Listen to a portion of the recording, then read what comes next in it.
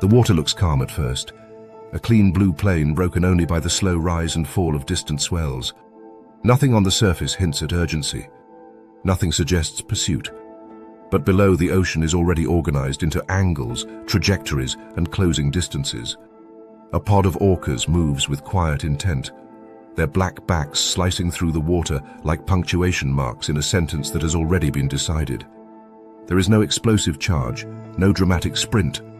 The hunt begins not with speed, but with positioning. The target is not yet aware it has been selected. It could be a seal near an ice edge, a porpoise in open water, or a juvenile whale separated just enough from its group to become vulnerable. Orcas do not waste energy on uncertainty. Before the first physical contact, the pod reshapes the environment itself, tightening the space, narrowing escape routes, and turning open water into a controlled arena. One orca moves ahead, not to attack, but to redirect. Another holds position below, unseen, its pale eye patch briefly flashing like a false signal.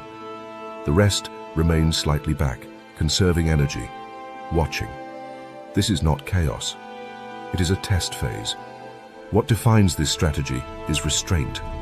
Orcas are more than capable of delivering lethal bites, but teeth are not the opening move. Biting ends the hunt too quickly. Control begins it. Oxygen and balance are the real targets, not flesh. The prey's body is not treated as a meal yet, but as a system to be disrupted. Breathing, orientation, stamina.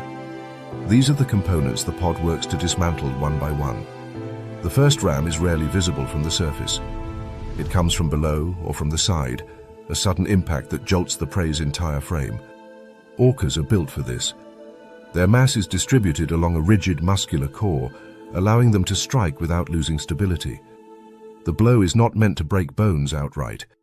It is meant to scramble sensory input, to overload balance organs in the inner ear, to momentarily erase the prey's understanding of up and down. In water, disorientation is not confusion. It is danger. The prey reacts instinctively, kicking hard, surfacing fast, breathing shallow and rapid. That response is exactly what the orcas want. Panic burns oxygen.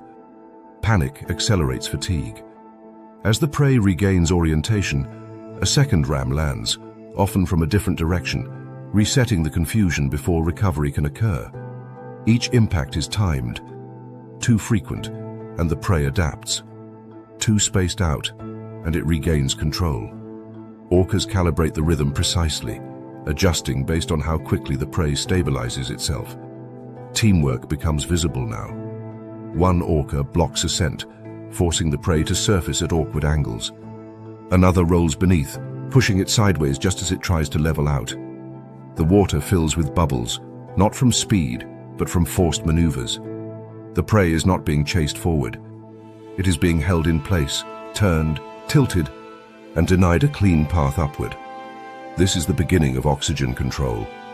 Marine mammals live by breath timing. Every dive is a calculation, every ascent a negotiation between urgency and efficiency.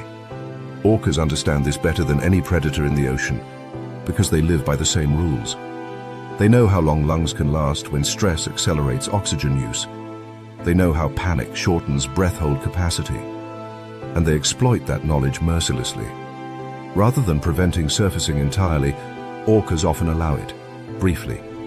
The prey breaks the surface, inhales, and before the lungs can fully replenish, a body slams into its flank or tail. The breath is shallow, incomplete. The next dive begins already compromised. This cycle repeats. Each partial breath buys less time than the one before. Each forced submersion carries more strain. Exhaustion is not a byproduct of the hunt. It is the goal. Orcas are patient enough to wait for it.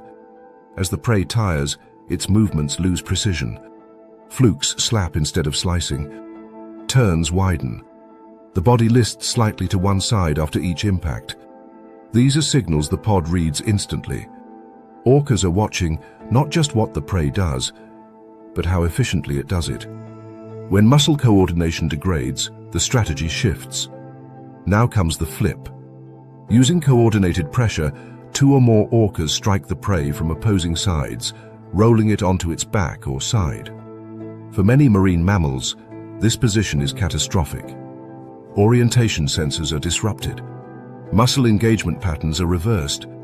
Swimming requires correction rather than propulsion. The prey fights to right itself, burning energy at an accelerating rate, while the orcas simply maintain pressure, nudging, holding, preventing recovery.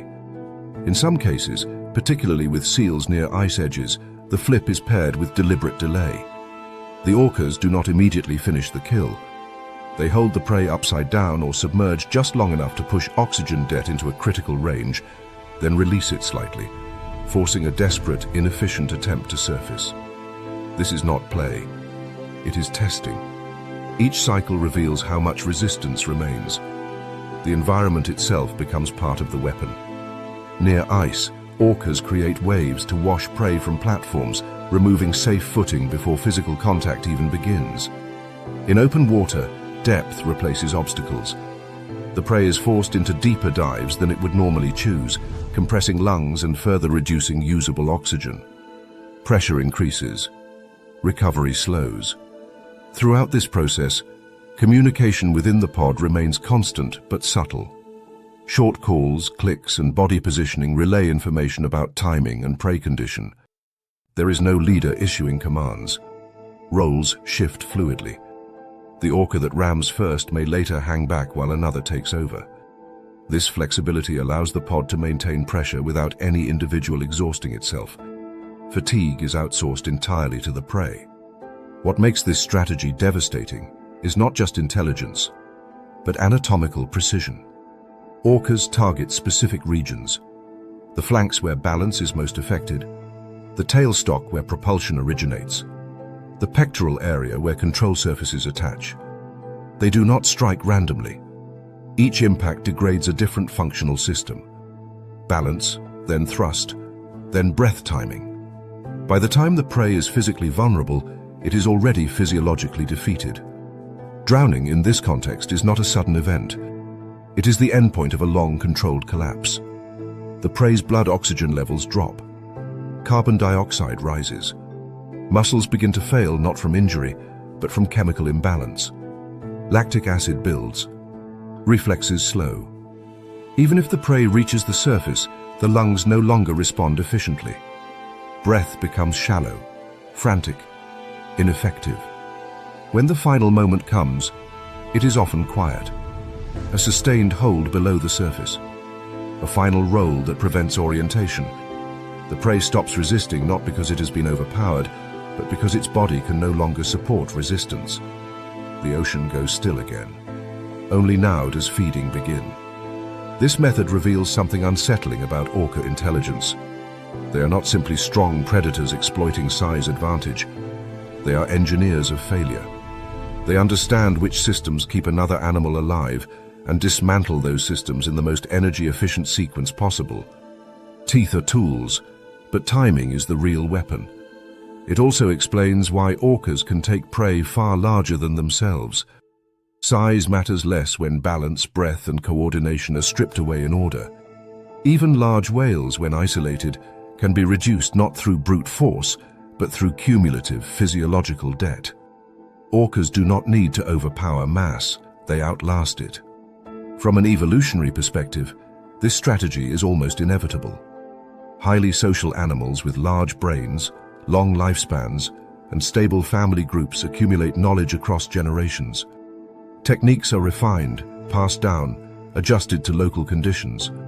Some pods specialize in marine mammals. Others focus on fish. The drown and disable method is not universal across all orcas, but where it appears, it is precise and practiced. There is no excess violence here, no wasted motion. What looks brutal is, in biological terms, efficiency taken to its logical extreme. The prey is never given a fair contest, because fairness has no survival value. Control does. When the pod finally disperses, the water closes behind them, erasing the geometry of the hunt.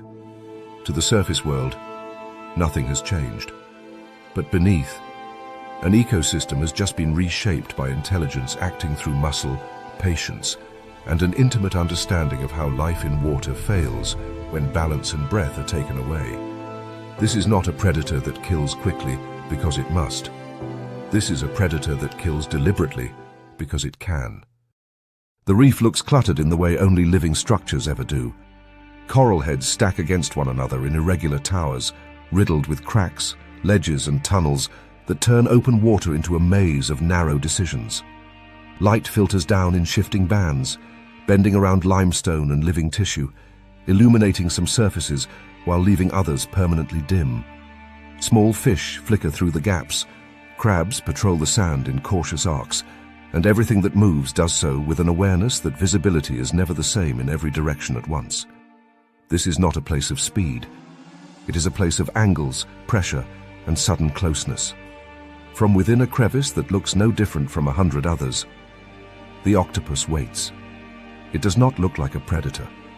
Its body is slack, texture matching the rock beneath it so precisely that even trained eyes struggle to resolve where animal ends and reef begins. Chromatophores across its skin adjust constantly, responding not just to color, but to contrast and texture, raising papillae to break up outlines, flattening again when shadow deepens. The octopus does not watch with eyes alone.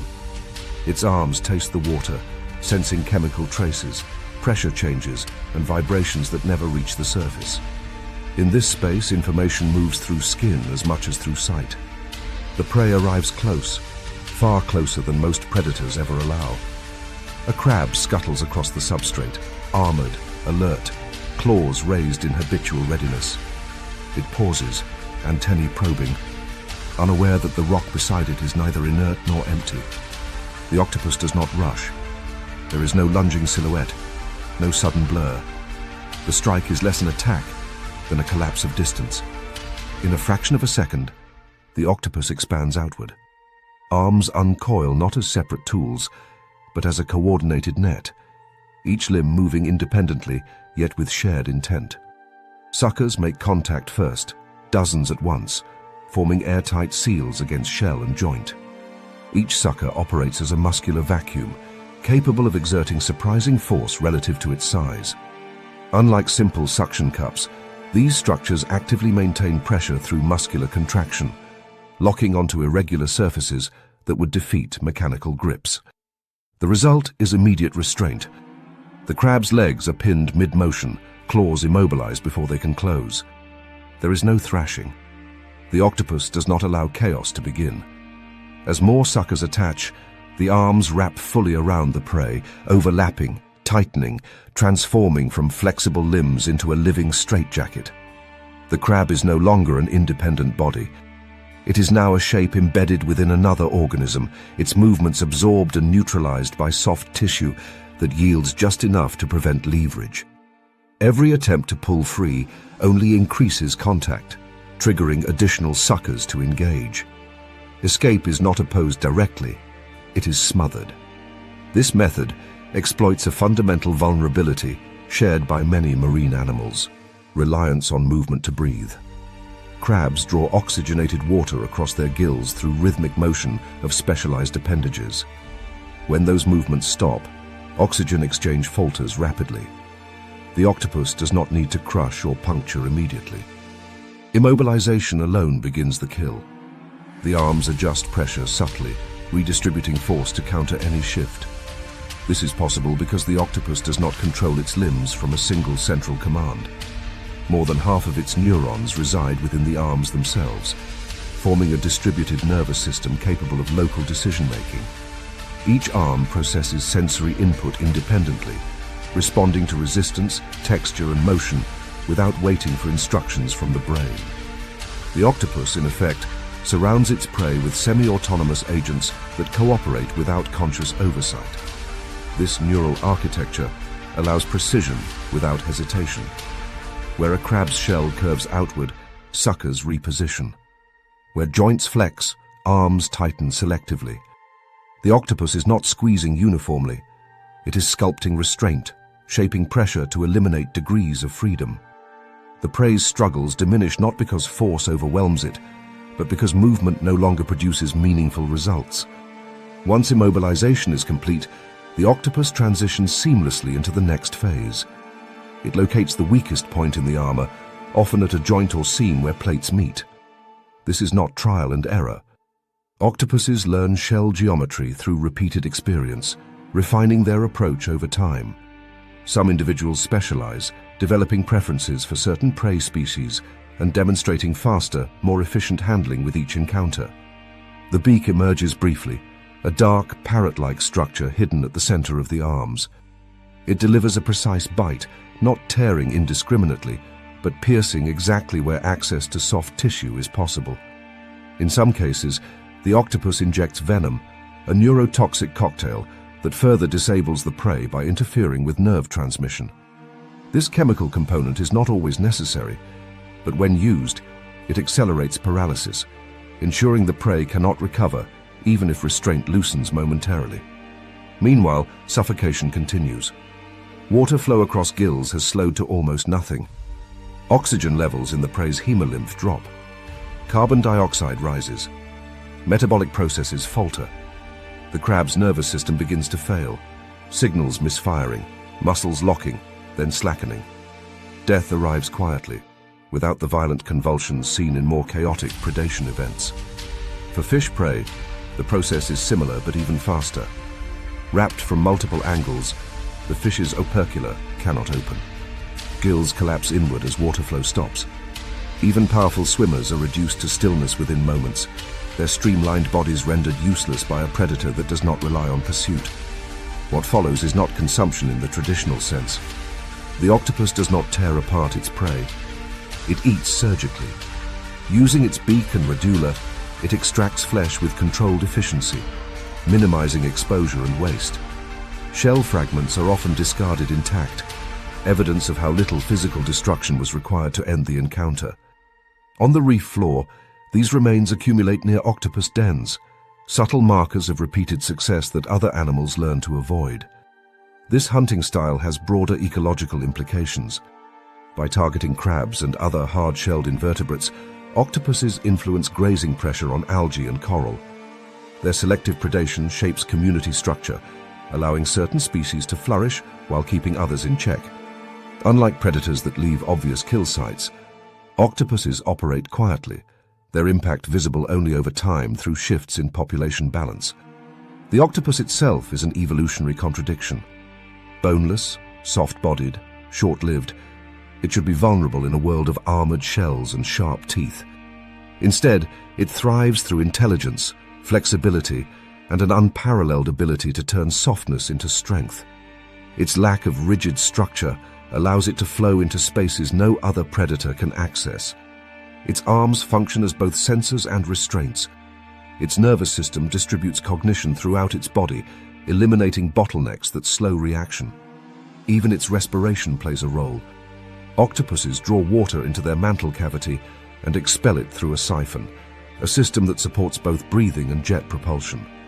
During a kill, this flow can be reduced, conserving energy and minimizing movement that might attract competitors. The octopus becomes nearly invisible again, predator and environment blending back into one. There is a subtle irony here.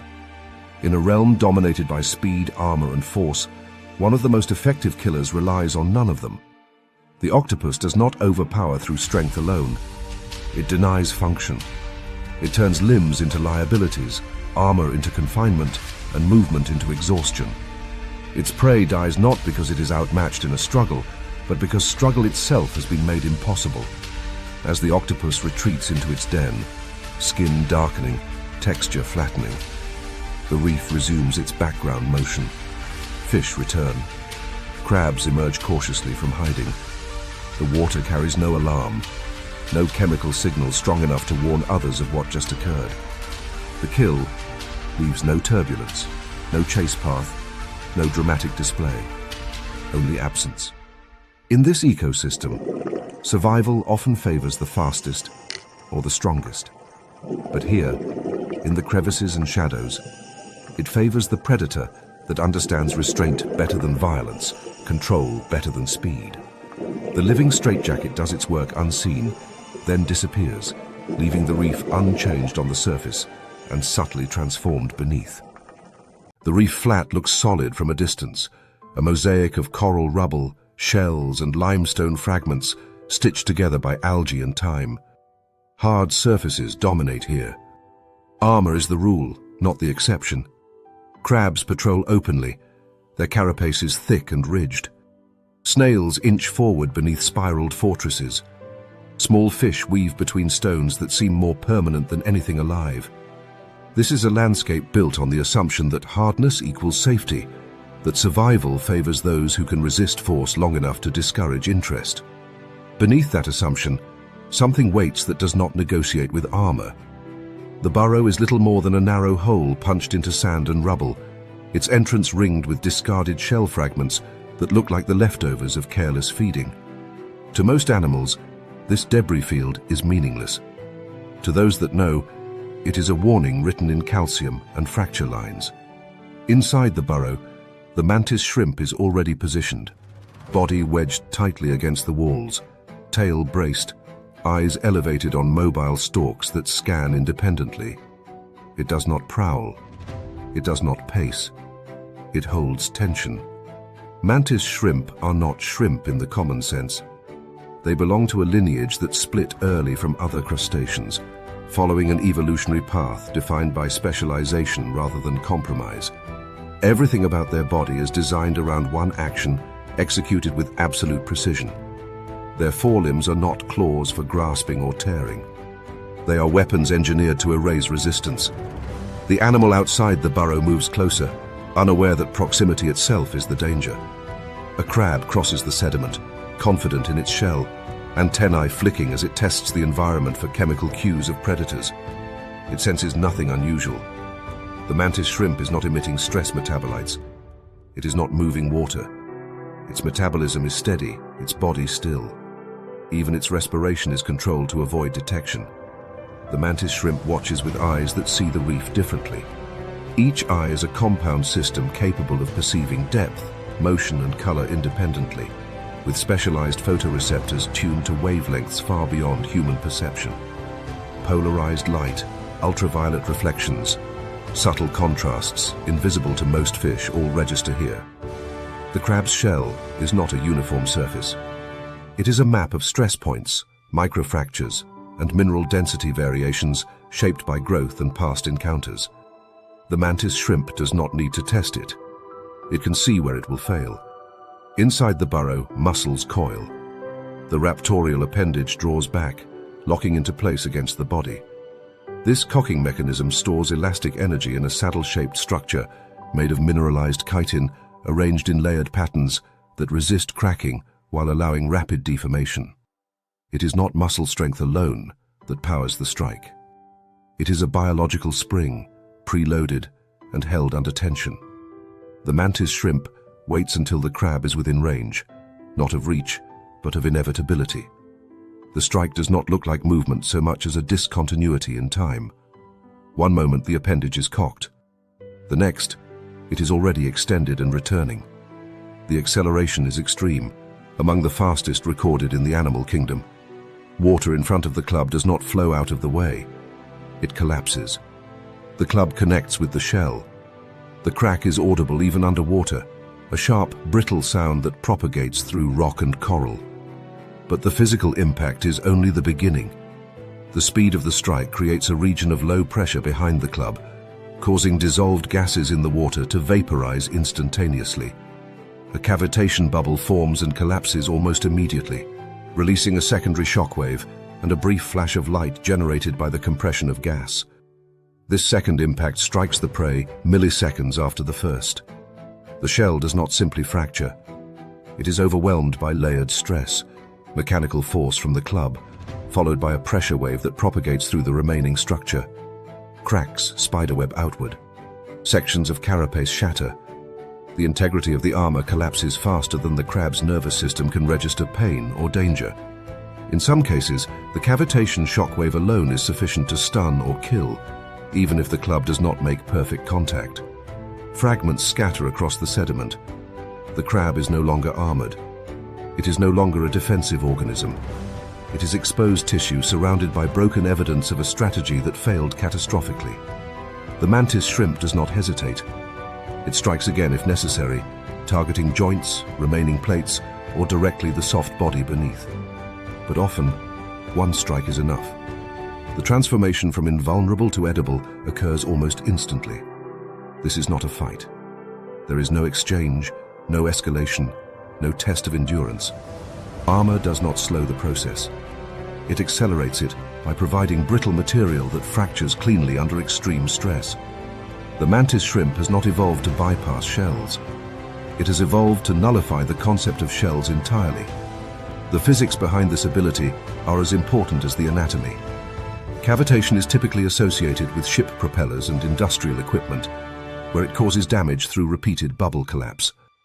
In the mantis shrimp, cavitation is weaponized deliberately, generated at a precise moment to amplify destructive force.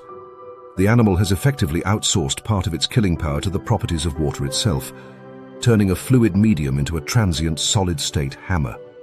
After the strike, feeding is almost incidental. The mantis shrimp pulls the disabled prey into its burrow, where it can consume it without competition. The fragments outside remain, accumulating over time into the distinctive rubble fields that mark active burrows. These shell middens alter the microhabitat, providing shelter for smaller organisms while signaling danger to those that can interpret the signs. Ecologically, the mantis shrimp plays a role that few predators can. By preying on heavily armored species, it regulates populations that would otherwise dominate benthic environments. Snails and crabs exert strong grazing and scavenging pressure, influencing algal growth, sediment turnover, and nutrient cycling. The mantis shrimp's ability to remove these organisms efficiently prevents monopolization of resources and maintains structural diversity across the reef. There is also a behavioral ripple effect. Species that rely on armor as primary defense must alter movement patterns in areas where mantis shrimp are present. Some avoid open sediment near burrow fields. Others evolve thicker shells or altered growth patterns, trading speed for reinforcement. This arms race does not favor absolute strength. It favors the predator that can escalate faster than the prey can adapt. The mantis shrimp itself pays a price for this specialization. The repeated generation of cavitation and extreme forces places enormous stress on its own appendages. Over time, microfractures develop in the club, but the layered structure is designed to absorb and redirect damage away from critical areas. Periodic molting allows the mantis shrimp to regenerate and reinforce its weapon, resetting structural integrity in a way that no artificial system can replicate fully. Thermoregulation influences performance here as well. Muscle contraction speed and elastic recoil efficiency are temperature dependent. Warmer waters allow faster strikes and more reliable cavitation formation. Cooler conditions reduce maximum output, forcing mantis shrimp to adjust hunting frequency and timing. As a result, activity patterns often correlate with daily and seasonal temperature cycles, subtly linking this predator's behavior to broader environmental rhythms. Sensory integration completes the system. The mantis shrimp does not strike blindly. Visual information about prey position, shell orientation, and distance is integrated with proprioceptive feedback from the appendage itself. The timing of release must be exact. A strike that lands slightly off-angle still produces cavitation, but optimal shell deletion requires precision measured in millimeters. This accuracy is learned and refined over the animal's lifespan, improving success rates and reducing wasted energy. There is an unsettling efficiency to this predator that challenges familiar narratives about strength and survival. The mantis shrimp is small relative to many of its prey. It does not overpower them through mass. It does not outlast them through endurance. It deletes the premise of defense in a single physics-driven event. From the outside, the reef resumes its usual motion. Fish pass overhead. Sediment drifts back into place. The broken shell fragments remain as the only testimony to what occurred, gradually bleaching and blending into the substrate until they are indistinguishable from old debris. Inside the burrow, the mantis shrimp feeds, repairs, and waits.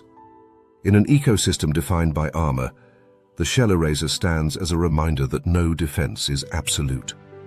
Evolution does not always reward thicker walls or harder surfaces. Sometimes it rewards the ability to apply force so quickly, so decisively, that resistance becomes irrelevant. The mantis shrimp does not break shells.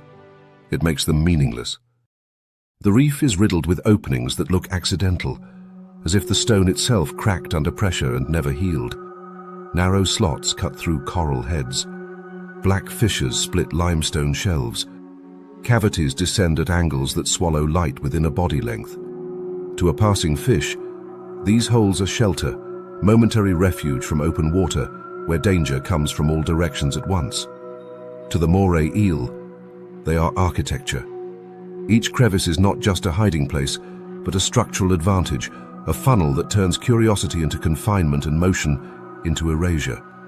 Inside one such opening, the Moray waits. Its body is already threaded deep into the rock, folded back on itself in a way that would cripple a rigid animal.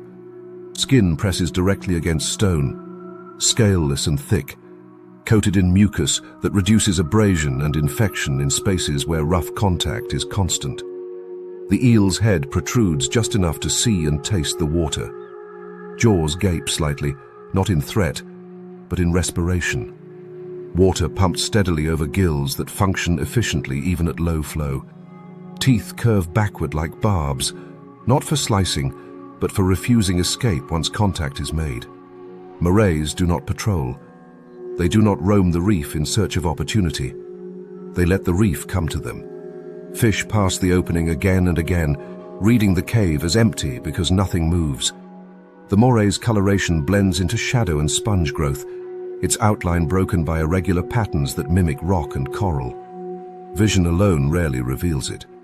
Instead, the eel samples the water chemically, detecting amino acids, stress metabolites, the faint signatures of injury or proximity that leak invisibly from living bodies. Smell, not sight, defines the moment of readiness. The prey approaches the entrance casually. A fish darts in to inspect the cavity, perhaps seeking crustaceans or momentary refuge from a passing predator. It does not register the eel as a separate object because there is no forward motion, no chase silhouette. The Moray does not lunge outward like an ambush predator in open water.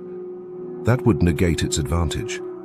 Instead, it waits until the prey crosses an invisible threshold, the point where retreat becomes narrower than advance. Then the cave deletes the outside world. The strike is instantaneous and directional.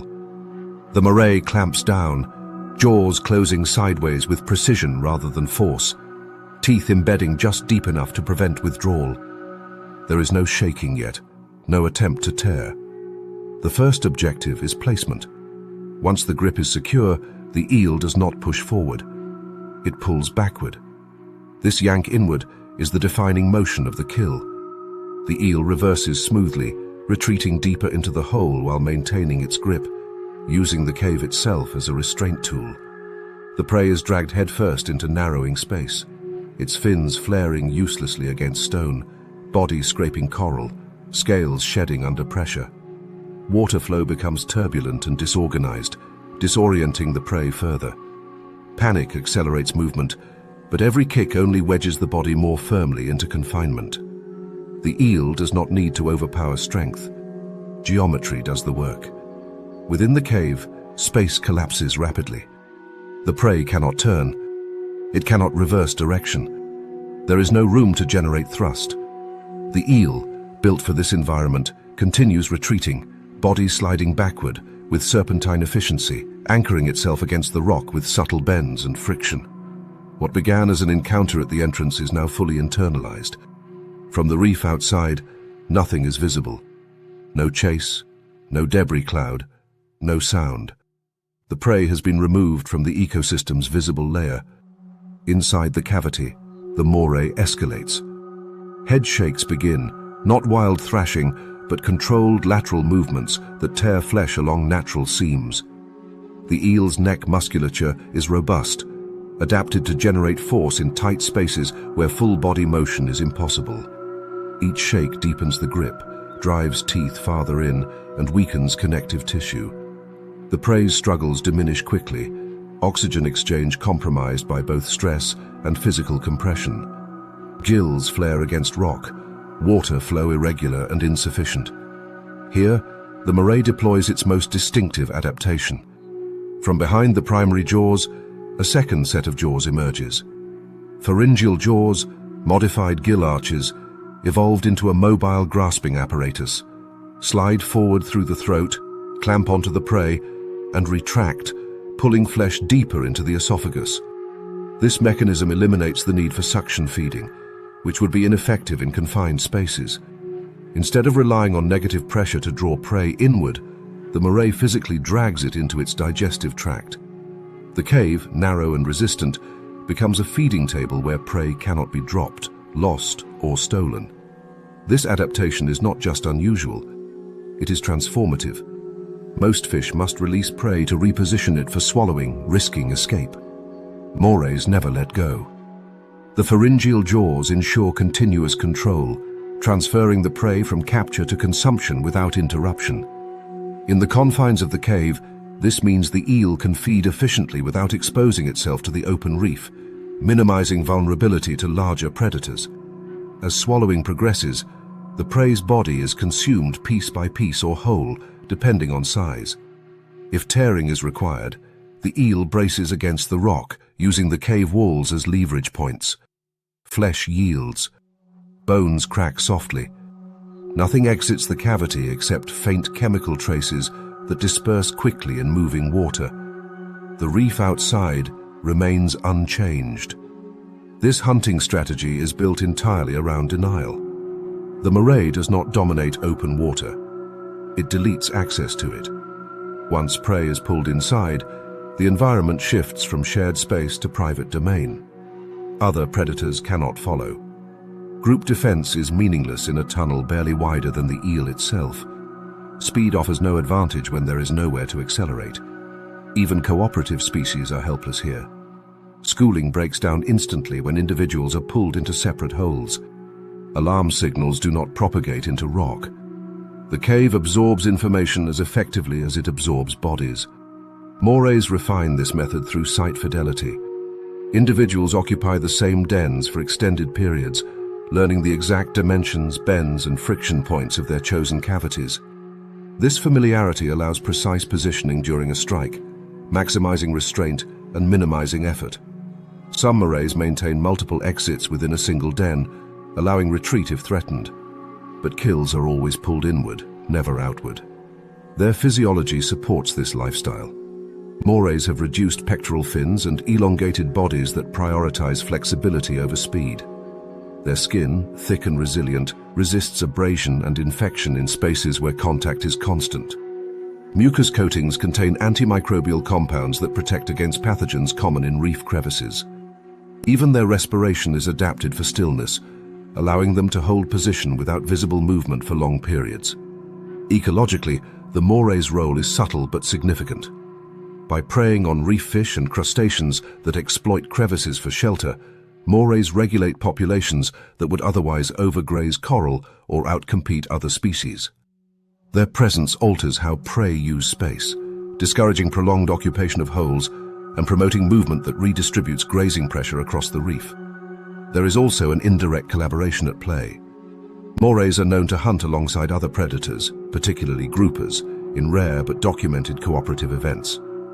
The grouper signals the moray to flush prey from crevices, while the moray drives fish into open water where the grouper waits.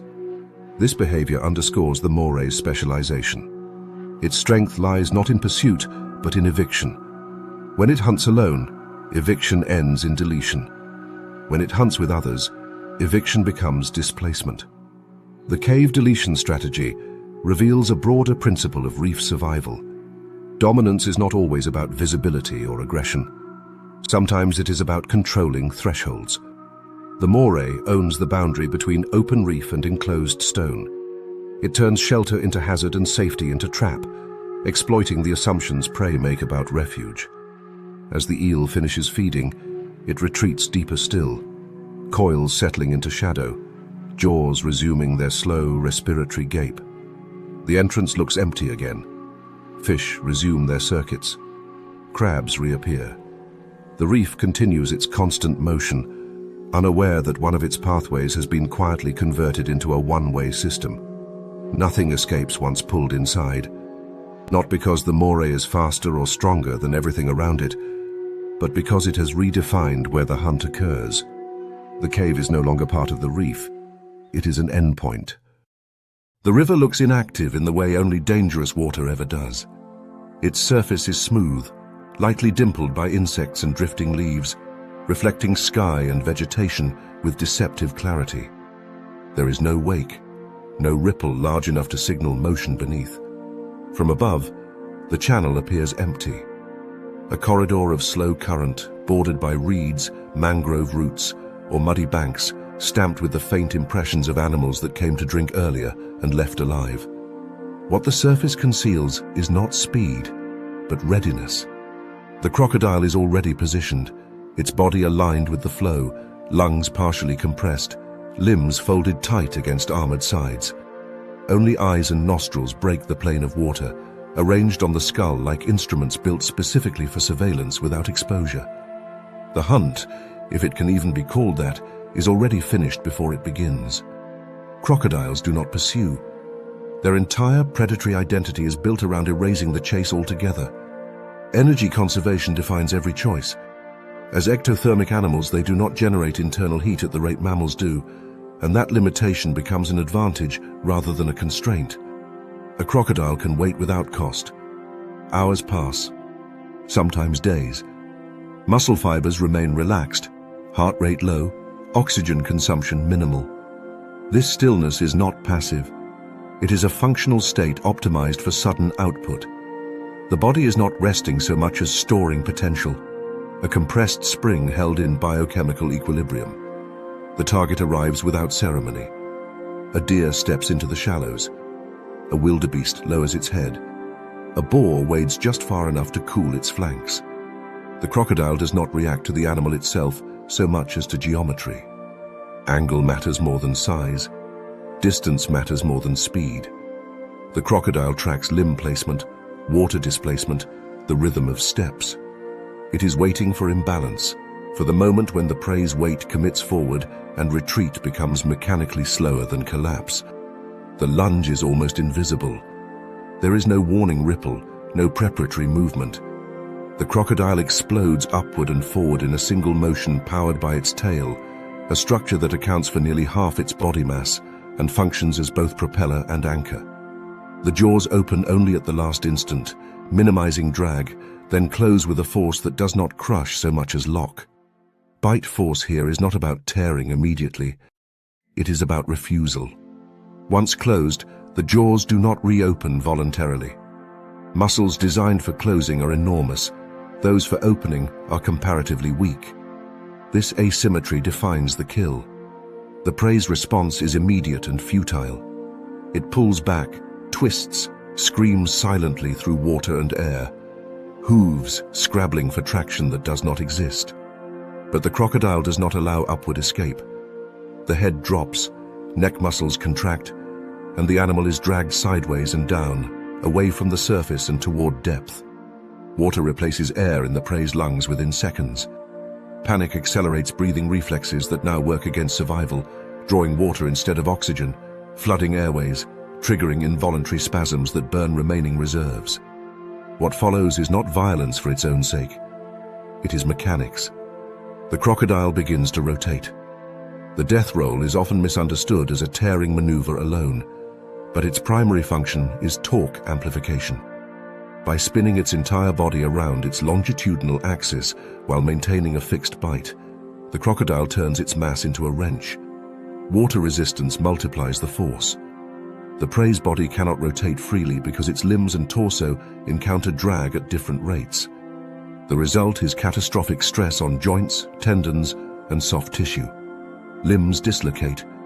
Flesh tears along natural fault lines.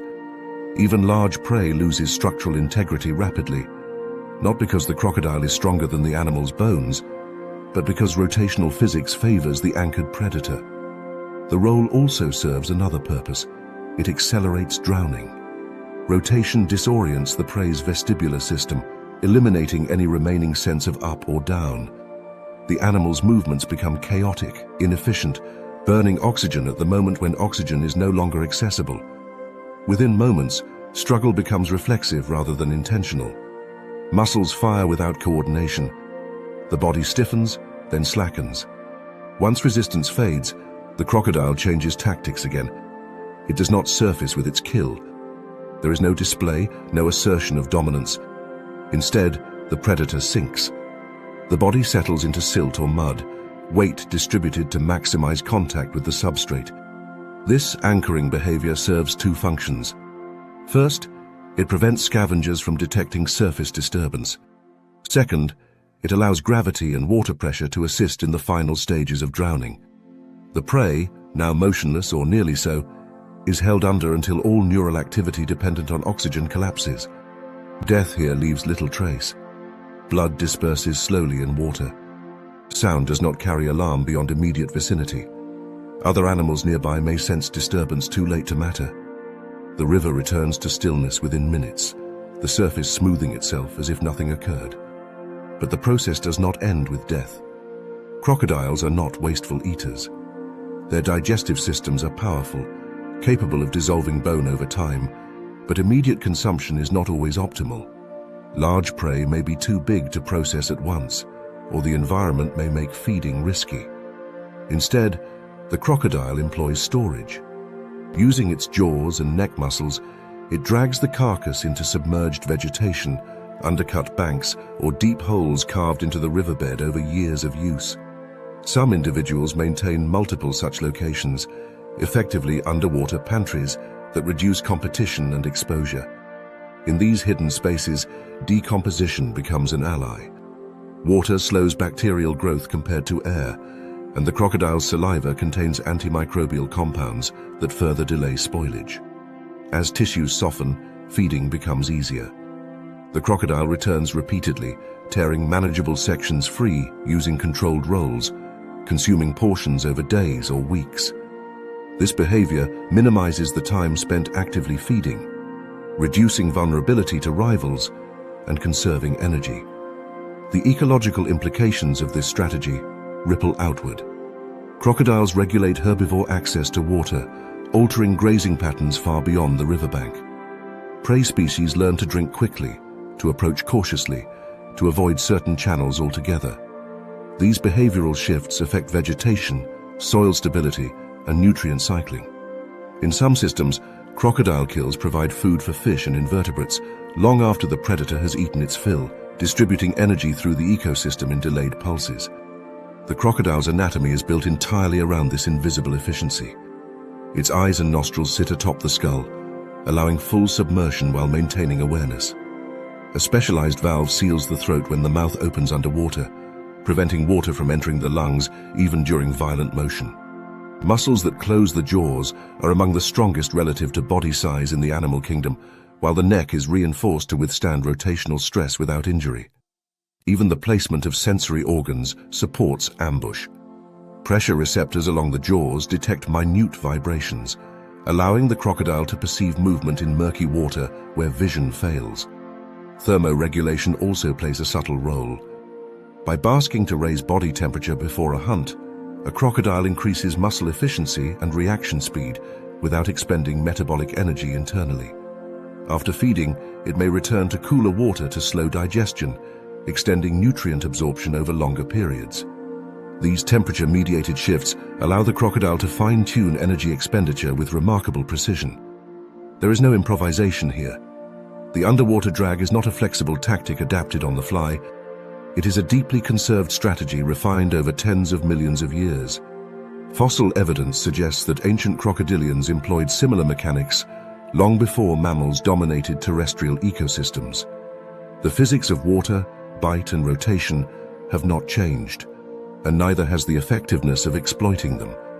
What makes this predator unsettling is not its aggression, but its discretion. The crocodile does not announce itself.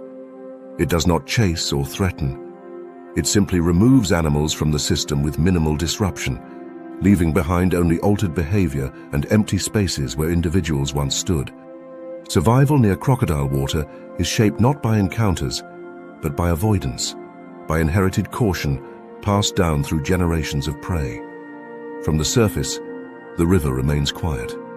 Leaves drift. Light fractures across slow current. Somewhere below, A shape settles deeper into shadow. Jaws closed, body still once again. The system resets, waiting for geometry to align a second time.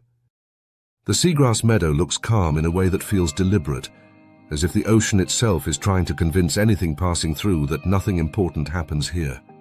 Blades sway in slow synchrony, bending under gentle currents that carry sand grains and plankton in lazy arcs. Sunlight fractures into shifting patterns, painting the bottom in alternating bands of brightness and shadow. Small fish hover low, using the grass as visual cover rather than physical shelter, trusting camouflage and stillness over speed. This is not a place of obvious danger. It is a place where things disappear. Near the edge of the meadow, where sand gives way to scattered rock and broken shell, the cuttlefish moves without announcing itself. At first, it is difficult to say where the animal ends and the environment begins. Its body glides just above the substrate, arms tucked neatly beneath, fins rippling along its sides with barely perceptible motion. Skin color shifts continuously, not as a reaction to threat, but as an active sampling of the surroundings. Light patches darken, stripes soften, speckles appear and dissolve. This is not simple camouflage meant to match a background. It is adaptive deception, a moving statistical average of everything around it. The cuttlefish is not hiding by becoming invisible. It is hiding by becoming unremarkable. Unlike ambush predators that commit to a single disguise and wait, the cuttlefish stalks. It advances slowly, body orientation changing by degrees rather than sudden turns. Each movement is measured, controlled to avoid creating pressure waves detectable by sensitive lateral line systems of nearby fish. The fins along its mantle undulate just enough to maintain position without disturbing the water. Arms adjust minutely, balancing posture and stability. Everything about the animal suggests calculation rather than impulse. Ahead, a small fish feeds near the grass, darting forward to snatch tiny crustaceans, then retreating to hover again. Its attention is divided between feeding and vigilance, scanning for fast-moving threats from above or behind. It does not register the cuttlefish as a predator because nothing about the approaching shape fits its mental template of danger. There is no charge, no silhouette that grows rapidly larger, no sudden change in water flow. The cuttlefish remains at the edge of notice, present but unclassified. As the distance closes, the cuttlefish begins the most important phase of the hunt. It measures. Depth perception underwater is notoriously difficult. Refraction distorts distance. Light bends unpredictably. Many aquatic predators rely on proximity or trial and error strikes to compensate. The cuttlefish does neither. Its eyes, large and highly developed, are capable of stereoscopic vision, allowing precise depth judgment even in complex visual environments. Each eye moves independently, tracking prey while simultaneously monitoring surroundings for threats.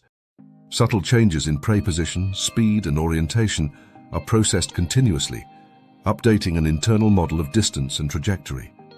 At the same time, the cuttlefish's skin responds to its own intent. Patterns shift again, not to blend with the background, but to break the animal's outline relative to the prey's point of view. Contrast decreases. Edges blur. The cuttlefish appears flatter, less dimensional, less worthy of attention. The prey drifts closer without realizing it has crossed a lethal threshold. Then everything happens faster than perception. Two feeding tentacles, normally hidden among the 8 shorter arms, fire forward in a straight-line explosion of motion. They extend in less time than it takes a human eye to register the start of movement, accelerating with such speed that water resistance becomes irrelevant.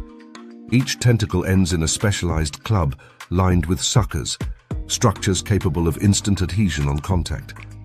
The prey does not flee because there is no time to flee. The tentacles strike with surgical accuracy, wrapping partially around the fish's body, suckers locking on before inertia can pull the prey free. In the same motion, the tentacles retract, snapping back toward the cuttlefish's body like elastic cables under tension. To an outside observer, the prey does not appear to be captured. It appears to be erased, vanishing from one position and reappearing in another with no visible transition. This is why the harpoon snatch feels unreal when seen in real time. The strike bypasses the familiar sequence of chase, contact, struggle. It collapses the entire interaction into a single frame of action. As the prey is pulled in, the cuttlefish's arms unfold, forming a temporary cage that prevents escape. The beak, hard and parrot-like, delivers a precise bite at the base of the skull or along the spinal cord, severing neural connections before the prey can thrash or damage sensitive tissues. Death is rapid, not from suffocation or exhaustion, but from direct interruption of the nervous system. The entire event, from tentacle launch to bite, lasts less than a second. Afterward, the cuttlefish resumes its glide almost immediately. Skin patterns soften. Body posture relaxes. The animal does not linger or display. Feeding is efficient, quiet, and complete. Any disturbed sediment settles quickly. The meadow returns to its gentle motion, missing one small participant whose absence leaves no obvious trace. What makes this strategy remarkable is not just speed, but integration. The cuttlefish does not rely on any single advantage.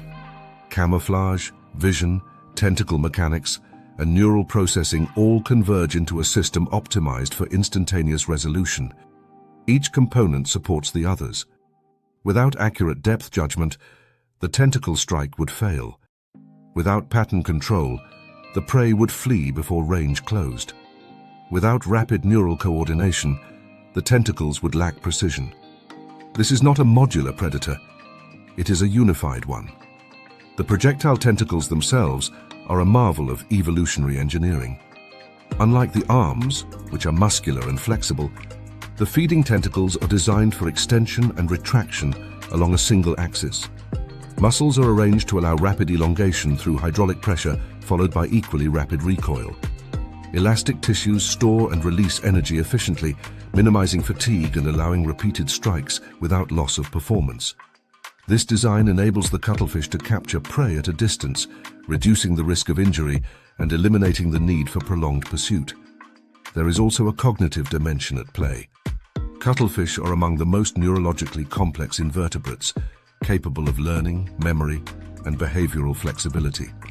Individuals adjust hunting tactics based on experience, prey type, and environmental conditions. Some become more patient, refining their stalking approach. Others adjust strike distance and timing depending on prey speed and evasiveness. This adaptability allows cuttlefish to exploit a wide range of habitats, from seagrass beds and reefs to open sandy plains. Ecologically, the cuttlefish occupies a pivotal role. As a mid-level predator, it helps regulate populations of small fish and crustaceans, preventing localized overgrazing and maintaining balance within benthic and near-benthic communities. Its predation style favors precision over volume, removing individuals selectively rather than indiscriminately. This selective pressure influences prey behavior, encouraging vigilance and mobility, which in turn shapes how energy flows through the ecosystem. The cuttlefish itself is shaped by its vulnerabilities. Lacking a rigid skeleton or protective shell, it cannot afford prolonged struggle or injury. Speed and decisiveness are not luxuries, they are necessities. The harpoon snatch minimizes exposure, resolving encounters before counterattack becomes possible. Even the choice of bite location reflects this priority, targeting neural centers to end resistance immediately. Thermoregulation again plays a subtle but important role. As an ectotherm, the cuttlefish's muscle performance and neural processing speed are influenced by water temperature. Warmer conditions enhance strike speed and reaction time, while cooler waters demand greater precision and patience. Seasonal and daily temperature changes can therefore alter hunting rhythms, with cuttlefish adjusting activity patterns to maintain efficiency. There is an understated irony in how advanced this predator is. Despite possessing no bones, no armor, and a lifespan often measured in months rather than years, the cuttlefish executes one of the most technologically refined hunting strategies in the ocean. It does not dominate through force or endurance.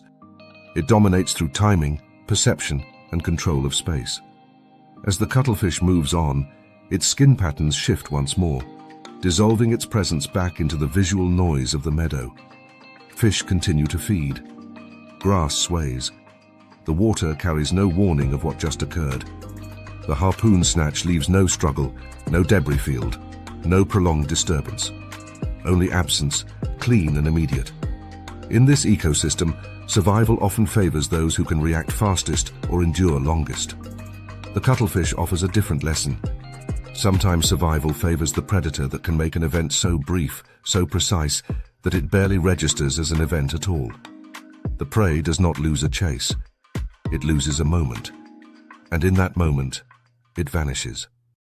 The seafloor here looks unfinished, as if the ocean never bothered to smooth it out.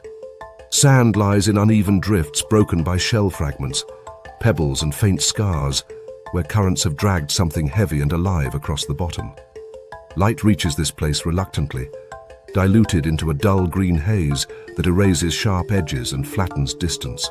To an untrained eye, nothing stands out. There are no obvious predators, no motion fast enough to trigger alarm. The bottom appears empty in the way only lethal environments ever do. What looks like a lump of sediment is not sediment.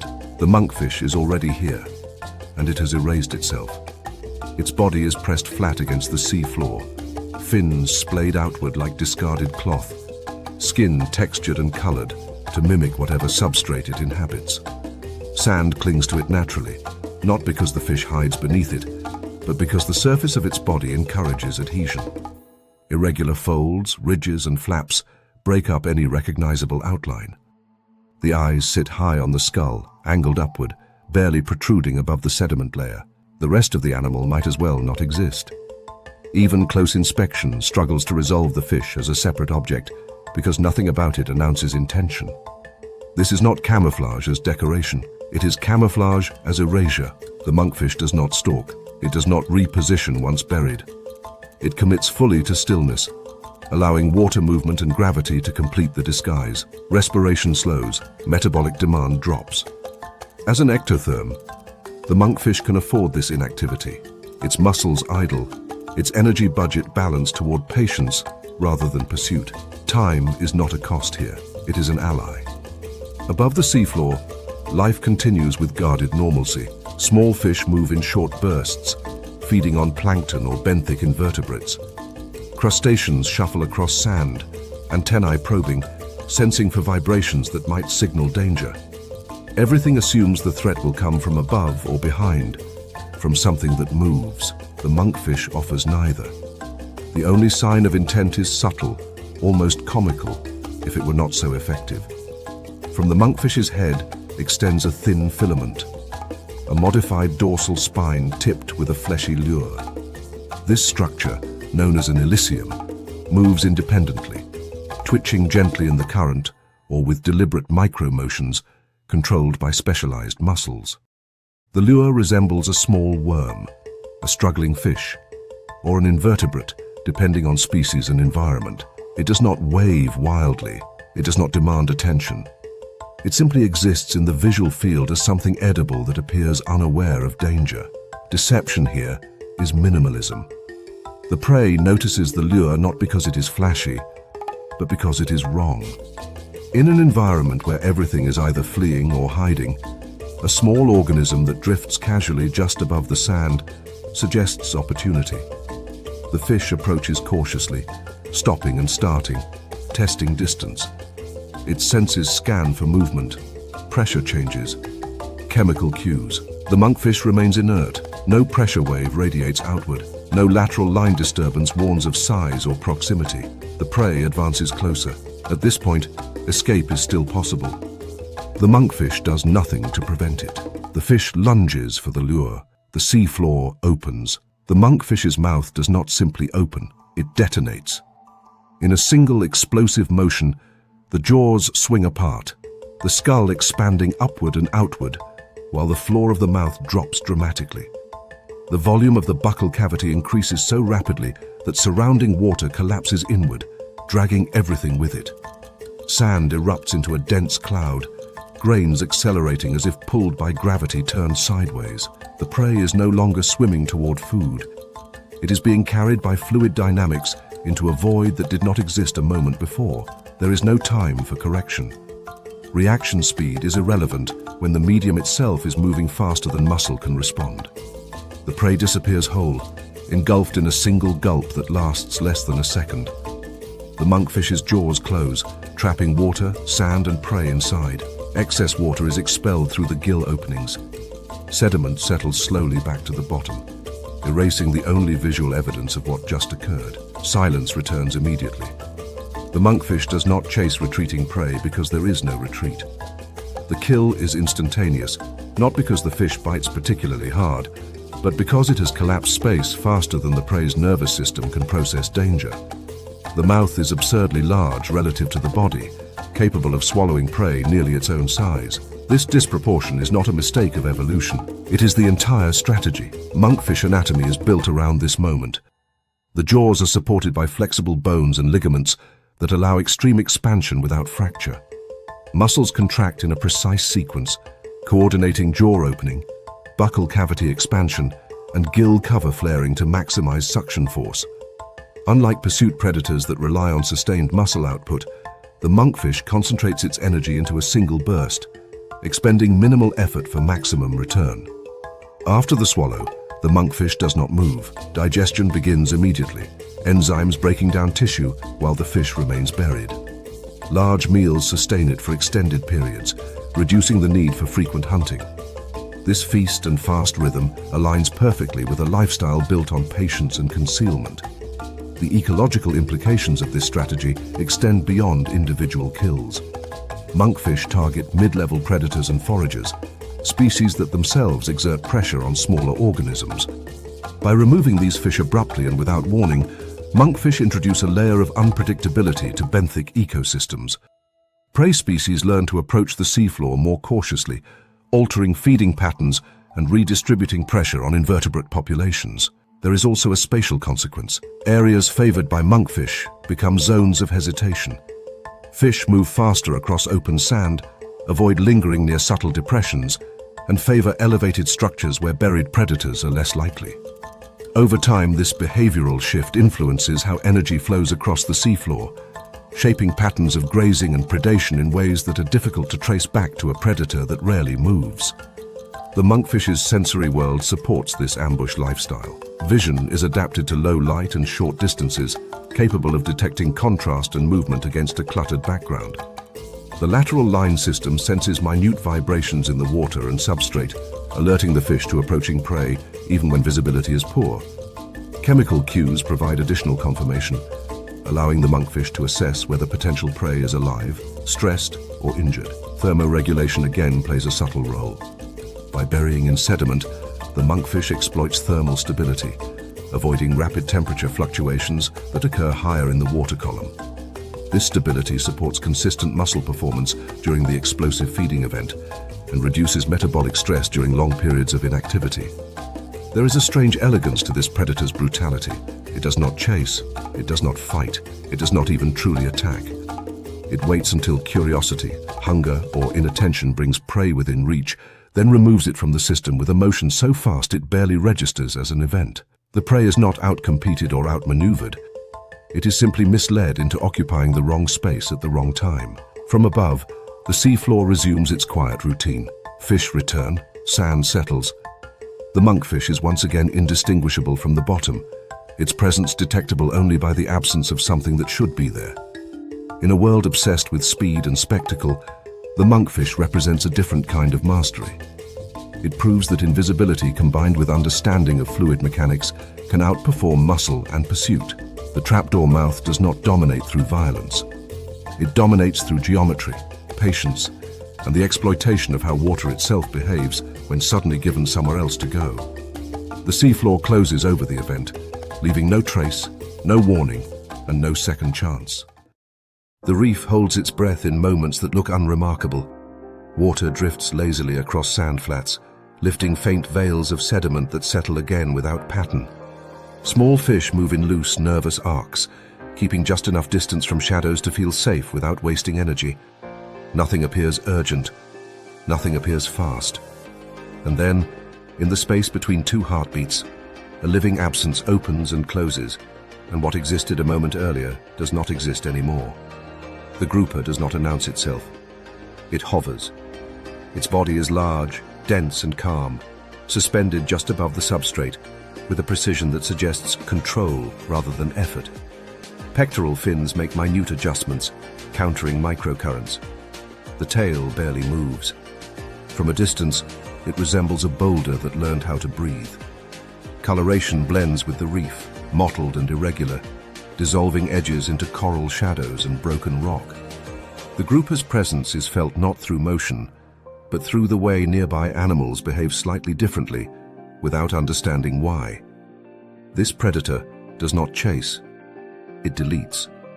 The grouper's entire hunting strategy is built around the physics of water and the vulnerability of bodies that must move water to survive. In open reef environments, speed is expensive. Pursuit burns oxygen and reveals intent. The grouper bypasses all of it by turning the surrounding fluid into a weapon, collapsing space so quickly that reaction becomes impossible. The prey drifts close, often without recognizing the threat. A smaller fish picks at algae or invertebrates, focused on immediate reward rather than distant risk. A shrimp flicks sand aside. A juvenile wrasser darts between coral heads, its attention split among too many possible dangers to register the one that does not move. The grouper adjusts position subtly, rotating just enough to face the prey, aligning its mouth with a clear line of intake. This alignment is critical. The kill is not aimed like a strike. It is oriented like an intake valve. When the moment arrives, there is no build-up. The grouper opens its mouth. That opening is not merely a gape. It is the rapid expansion of a chamber designed to change pressure instantaneously. The jaws swing apart. The floor of the mouth drops. The opercula flare outward. In a fraction of a second, the volume inside the buccal cavity increases dramatically. Water, obeying pressure gradients without hesitation, rushes toward the sudden void. Everything in front of the mouth goes with it. Sand lifts in a tight cloud, grains accelerating faster than gravity alone could pull them. Water folds inward, dragging prey along paths that curve and narrow into the darkness of the throat. There is no grab, no bite, no contact until it is already over. The prey is engulfed whole, carried by flow rather than force, vanishing past the jaws before nerves can register danger. Silence follows immediately. The mouth closes. The opercula relax. Water exits through the gills. The sand cloud expands outward, briefly marking where something disappeared, then dissipates into the reef's constant background haze. The grouper remains exactly where it was, hovering again, posture unchanged. If not for the missing animal, nothing would suggest an event occurred at all. This method works because it exploits a fundamental truth of aquatic life. Fish are not independent of water. They are embedded within it. Their movement, breathing, and sensory perception depend on stable flow conditions. When those conditions collapse, even momentarily, control evaporates. The grouper does not need to be faster than its prey. It only needs to create a pressure differential large enough to overwhelm the prey's ability to resist. Suction feeding is common among fishes, but in groupers it is refined to an extreme. Their skulls are built with mobile joints that allow rapid expansion without sacrificing structural strength. Ligaments stretch and recoil like engineered components. Muscles fire in precise sequence, timing the opening of the mouth with the flaring of gill covers to maximize inflow speed. This coordination turns the head into a pump, capable of moving large volumes of water faster than a prey animal can swim in the opposite direction. What makes the grouper's suction especially effective is scale. Larger body size allows for a larger pressure chamber, increasing the amount of water displaced and extending the reach of the suction field. Prey does not need to be directly in front of the mouth. It only needs to be close enough that the pressure wave reaches it before escape reflexes can engage. In clear water, this can mean several body lengths of effective range, a deadly radius that expands without warning. There is no pursuit because pursuit introduces variables. Speed varies. Obstacles interfere. Other predators notice. Suction collapses all of that into a single repeatable motion. Hover, open, close. Energy expenditure is minimal compared to chasing. Risk is reduced. Success rate is high. After the intake, the grouper does not chew. Teeth are present, but they are designed to prevent escape rather than process food. Prey is swallowed whole, often head first, minimizing resistance as fins fold backward under pressure. Once inside the esophagus, muscular contractions move the prey deeper into the digestive tract. Digestion begins quickly, aided by a stomach capable of handling large meals at irregular intervals. This feeding strategy shapes the grouper's daily rhythm. Rather than constant foraging, groupers feed opportunistically, taking advantage of moments when prey drifts into range. This allows them to occupy territories where food availability fluctuates. They can afford to wait. Their metabolism supports feast and fast cycles, digesting large meals over extended periods before hunting again. Ecologically, the vacuum vanish has consequences that extend far beyond individual kills. Groupers target mid-level reef fish, many of which play critical roles in grazing algae, cleaning parasites, or preying on smaller invertebrates. By removing these individuals abruptly and unpredictably, groupers introduce uncertainty into the reef's behavioral landscape. Prey species adapt by altering movement patterns, avoiding open sand patches, and favoring complex terrain where suction fields are harder to deploy effectively. This behavioral pressure influences reef structure indirectly. Areas with high grouper presence often show different grazing patterns, with algae growth shifting in response to altered fish movement. In this way, the grouper's hunting method helps shape the physical appearance of the reef, even though the predator itself appears sedentary. There is also a hidden layer of interaction at play.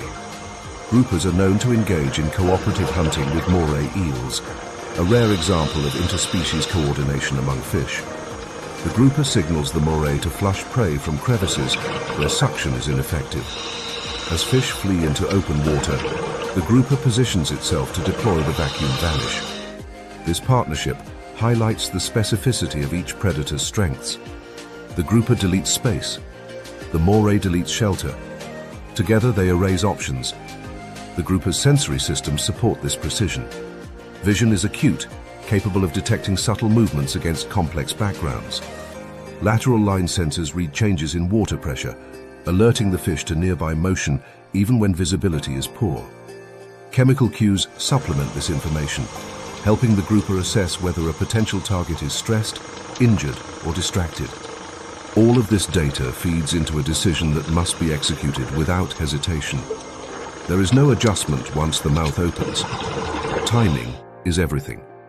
Thermoregulation plays a quieter role. Groupers are ectothermic, their body temperature matching the surrounding water. Warmer conditions increase muscle contraction speed, improving suction performance. Cooler water slows reactions, making precise timing more challenging.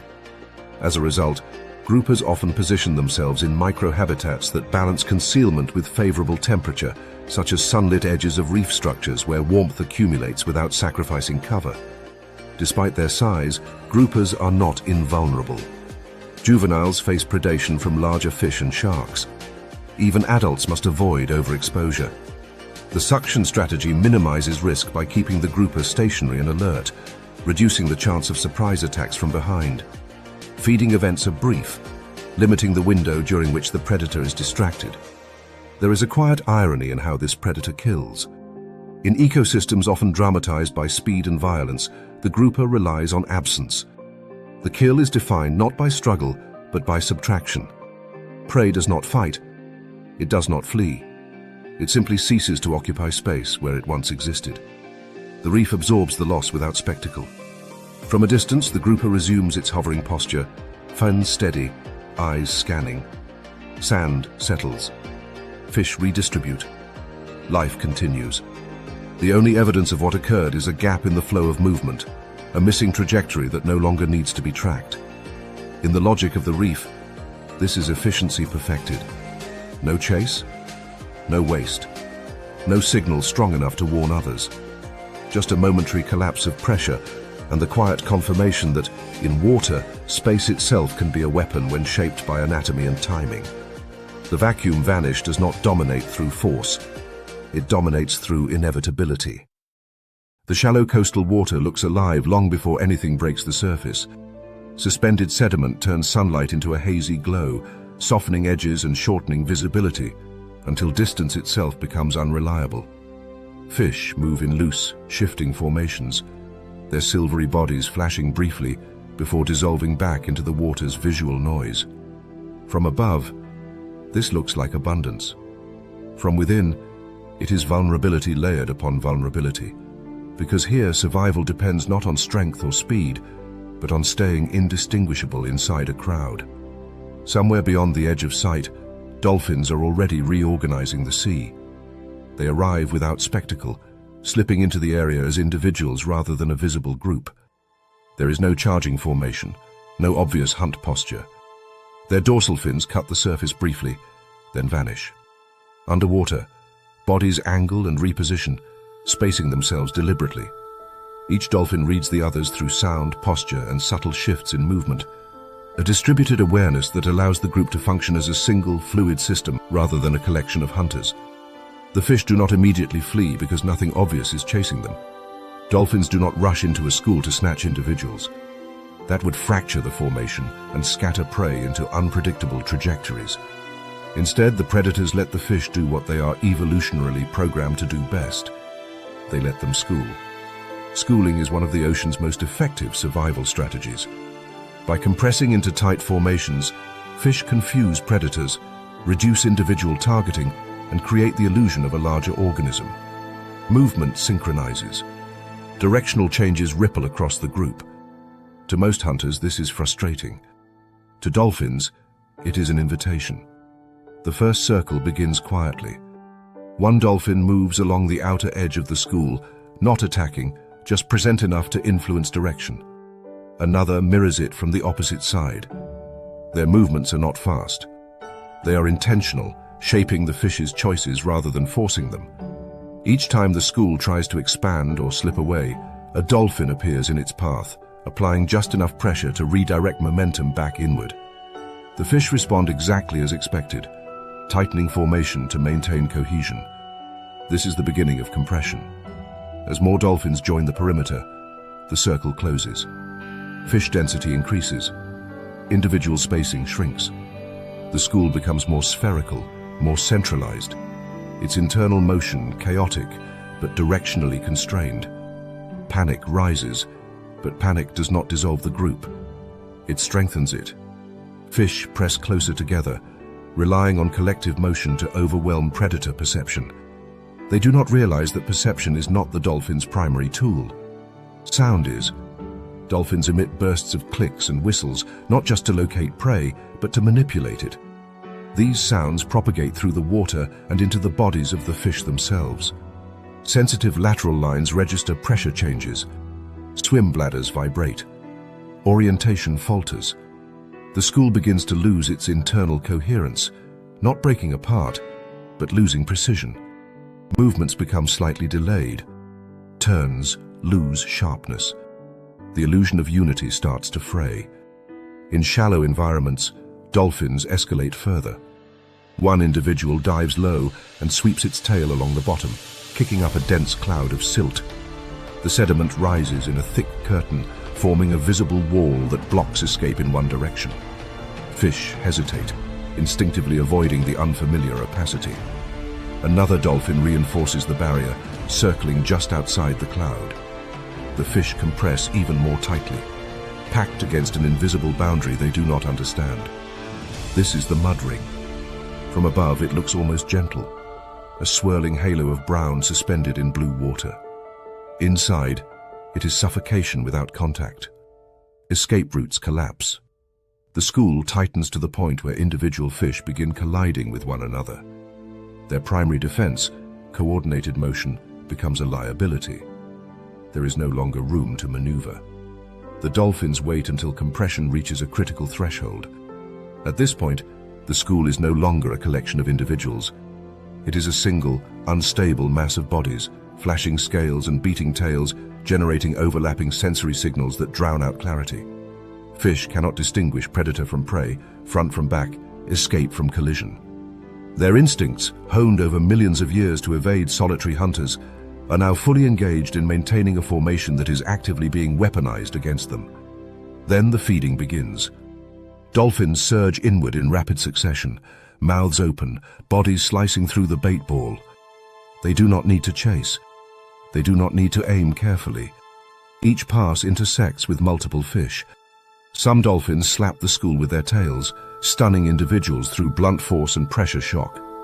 Others snap fish mid-swim, swallowing without slowing. The water erupts with motion, but it is not chaotic. It is structured, rhythmic, almost rehearsed. This phase is explosive but brief. Dolphins feed quickly, taking advantage of the moment when prey density is highest and resistance lowest. Each individual dolphin knows its role, when to enter, when to withdraw, how to avoid collisions with others. Communication continues throughout. Subtle shifts in sound and movement, maintaining coordination even at peak intensity. Within moments, the bait ball collapses. Fish scatter, but now they scatter too late and too thinly to reform. The dolphins pursue briefly, taking stragglers, then slow again. The water settles. Sediment drifts downward. The surface smooths. What looked like abundance minutes earlier has been reduced to absence and fragments of motion disappearing into distance. What makes this strategy devastating is not just intelligence, but restraint. Dolphins do not waste energy targeting individual prey when collective behavior offers a more efficient solution. By exploiting schooling instincts, they bypass speed contests entirely. Prey delivers itself, compressed and concentrated, in exchange for the illusion of safety. This method reflects the dolphin's neurological and social complexity. Their brains are large, highly folded, and capable of advanced processing related to communication, memory, and prediction. Individuals learn specific hunting techniques and pass them culturally within pods. Mud ring feeding, for example, is not universal among dolphins. It is a localized behavior, refined over generations in environments where sediment and shallow water make it effective. Coordination is supported by anatomy as much as cognition. Dolphins' streamlined bodies allow rapid acceleration and precise maneuvering. Their echolocation systems provide real-time spatial awareness even in murky water, allowing them to track prey and pod members simultaneously. Their respiratory control lets them sustain bursts of activity without panic, surfacing efficiently between passes. There is also a physiological advantage in how dolphins handle rapid feeding. Swallowing prey whole minimizes handling time. Fish are consumed head first, fins folding naturally under water pressure.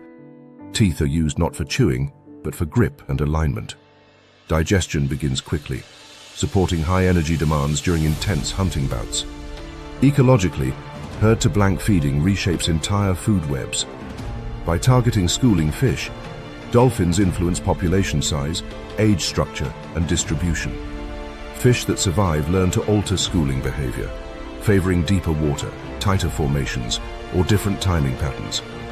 These changes ripple outward, affecting predators that rely on the same prey and prey species that rely on those fish for regulation. The presence of dolphins can even alter sediment dynamics. Repeated mud ring feeding disturbs the seafloor, redistributing nutrients and exposing buried organic material. This can stimulate plankton growth, indirectly supporting the very fish populations dolphins feed on. The relationship between predator and prey becomes cyclical, not simply extractive. There is a quiet irony embedded in this system. Schooling evolved as a defense against predators that hunt by targeting individuals. Dolphins succeed precisely because they do not do that. They do not break the school. They perfect it. The tighter the prey clings to collective safety, the more efficient the harvest becomes. From the surface, observers often describe these events as playful, even joyful. Dolphins leap, spin, and surge through bait balls in what looks like exuberance. But beneath that surface impression lies a strategy defined by calculation and evolutionary refinement. This is not random feeding. It is ecosystem engineering performed through behavior. As the dolphins disperse, they do not linger. The hunt ends cleanly. There is no guarding of territory, no aggressive display. Energy has been acquired. Risk has been minimized. The pod moves on, leaving behind water that looks unchanged, except for the subtle reorganization of what lives within it. In the open ocean, many predators rely on speed or stealth. Dolphins rely on inevitability. They turn the prey's greatest defense into a constraint so absolute that resistance becomes meaningless. No individual fish is singled out. No escape is negotiated. The school itself becomes the meal. The herd-to-blank strategy does not kill through force alone. It kills through understanding. Understanding of physics, of behavior, of how fear compresses bodies and how sound disorients thought. In the end, the dolphins do not conquer the school. They simplify it. And once simplified, it vanishes. The Arctic seafloor does not announce itself as a place of drama. It lies beneath cold, opaque water where light fades quickly and sound travels farther than sight ever could. Here, the bottom stretches in muted browns and greys, a soft plain of sediment interrupted by scattered stones, shell fragments, and the faint tracks of animals that passed hours or days earlier. To the casual observer, it appears empty, almost sterile. But this apparent emptiness is an illusion created by scale.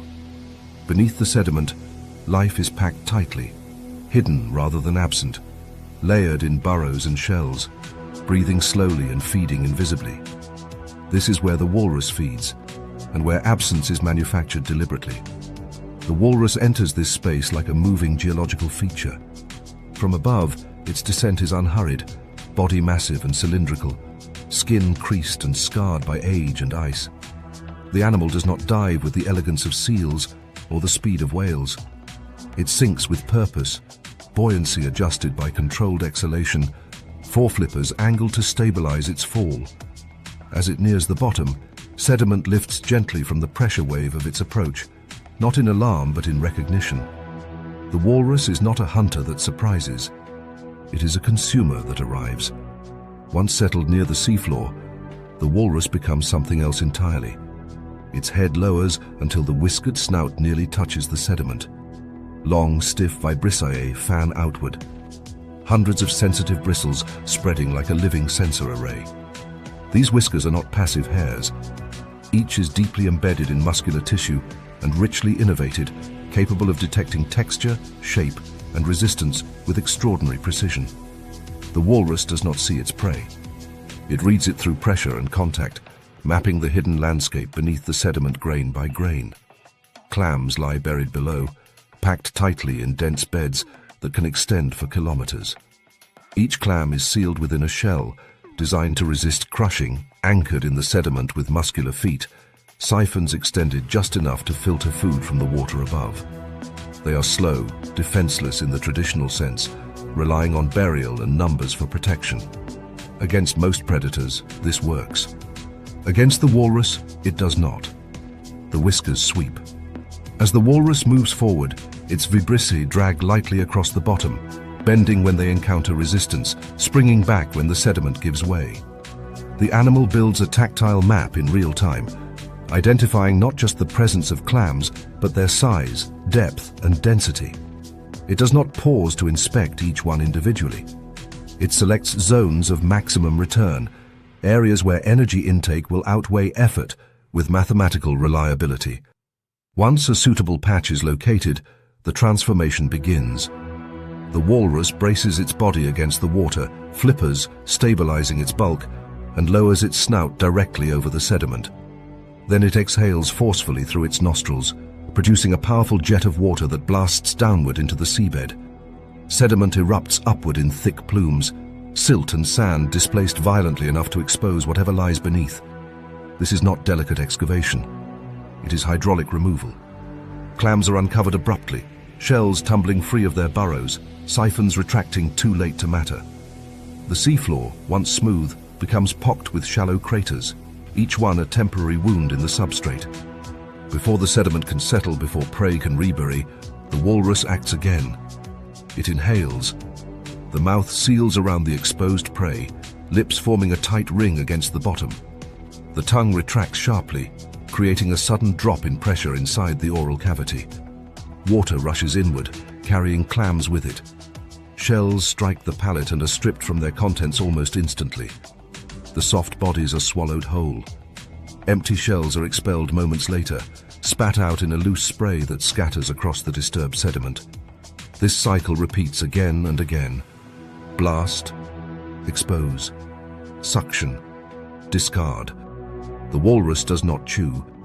Its teeth are not designed for crushing shells.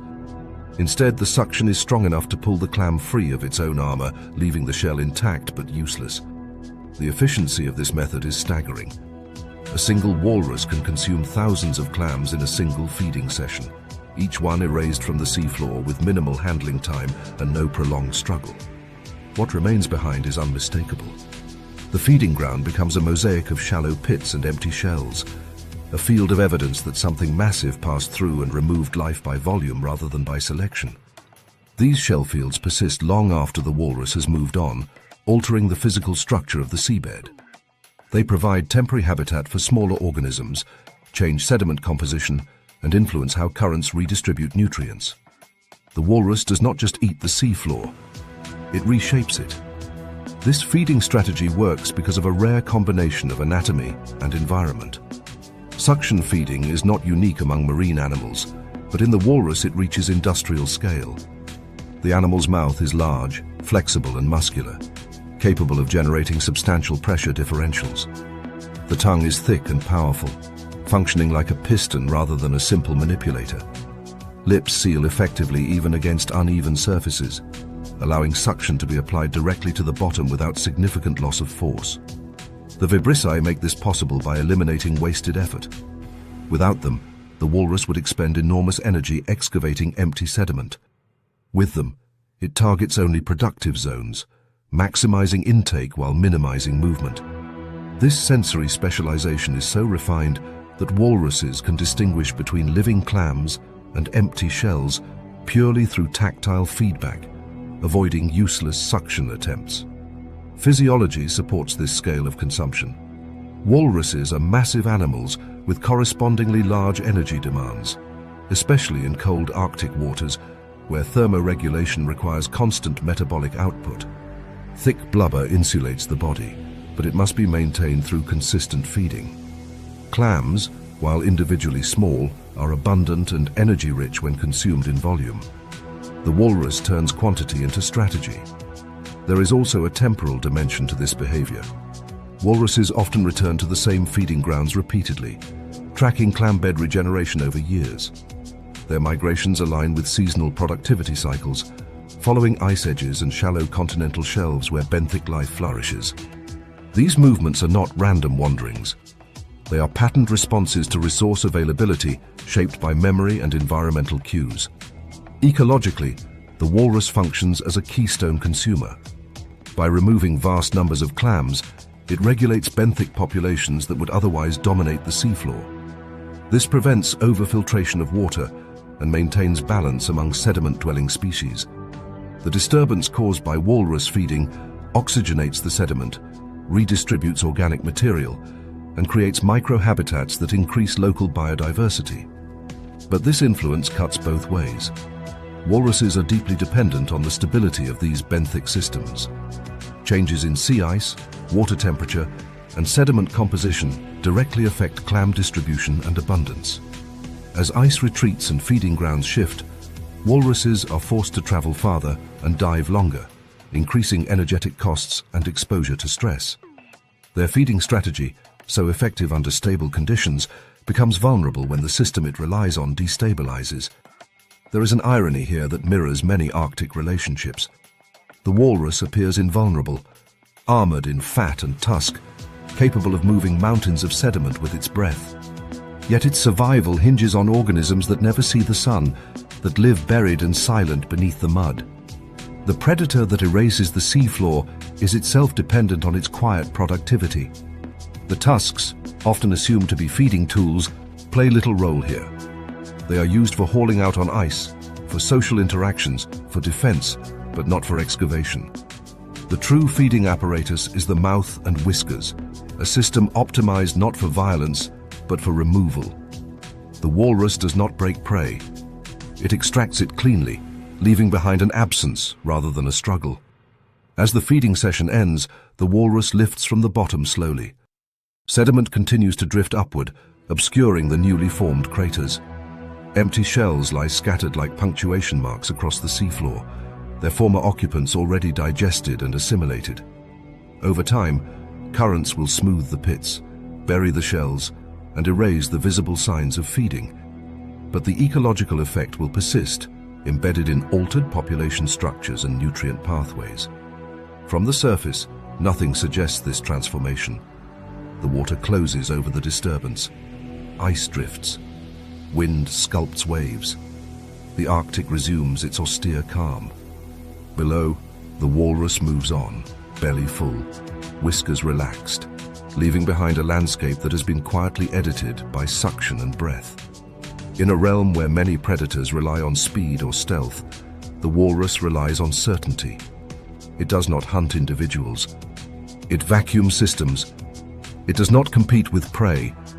It removes it wholesale. The seafloor vacuum is not dramatic in the cinematic sense. There is no chase, no clash, no visible violence. But in terms of impact, it is one of the most absolute feeding strategies in the ocean. When the walrus feeds, the bottom does not resist. It simply empties. The reef at low light feels compressed, as if the ocean itself has drawn closer to the stone. Shadows collect inside cracks and under ledges, blurring the line between empty space and occupied territory. Small fish hover tight to structure, bodies angled inward, tails flicking just enough to hold position without advertising movement. In these confined spaces, speed is useless and visibility is unreliable. Survival depends on restraint, on minimizing motion, on reading danger through pressure and chemistry rather than sight. This is where sea snakes operate, and where drama is deliberately absent. A sea snake moves into the reef without disturbance. Its body flows rather than swims.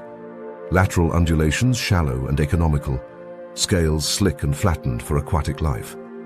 The tail, laterally compressed like a paddle, provides propulsion without sudden thrust.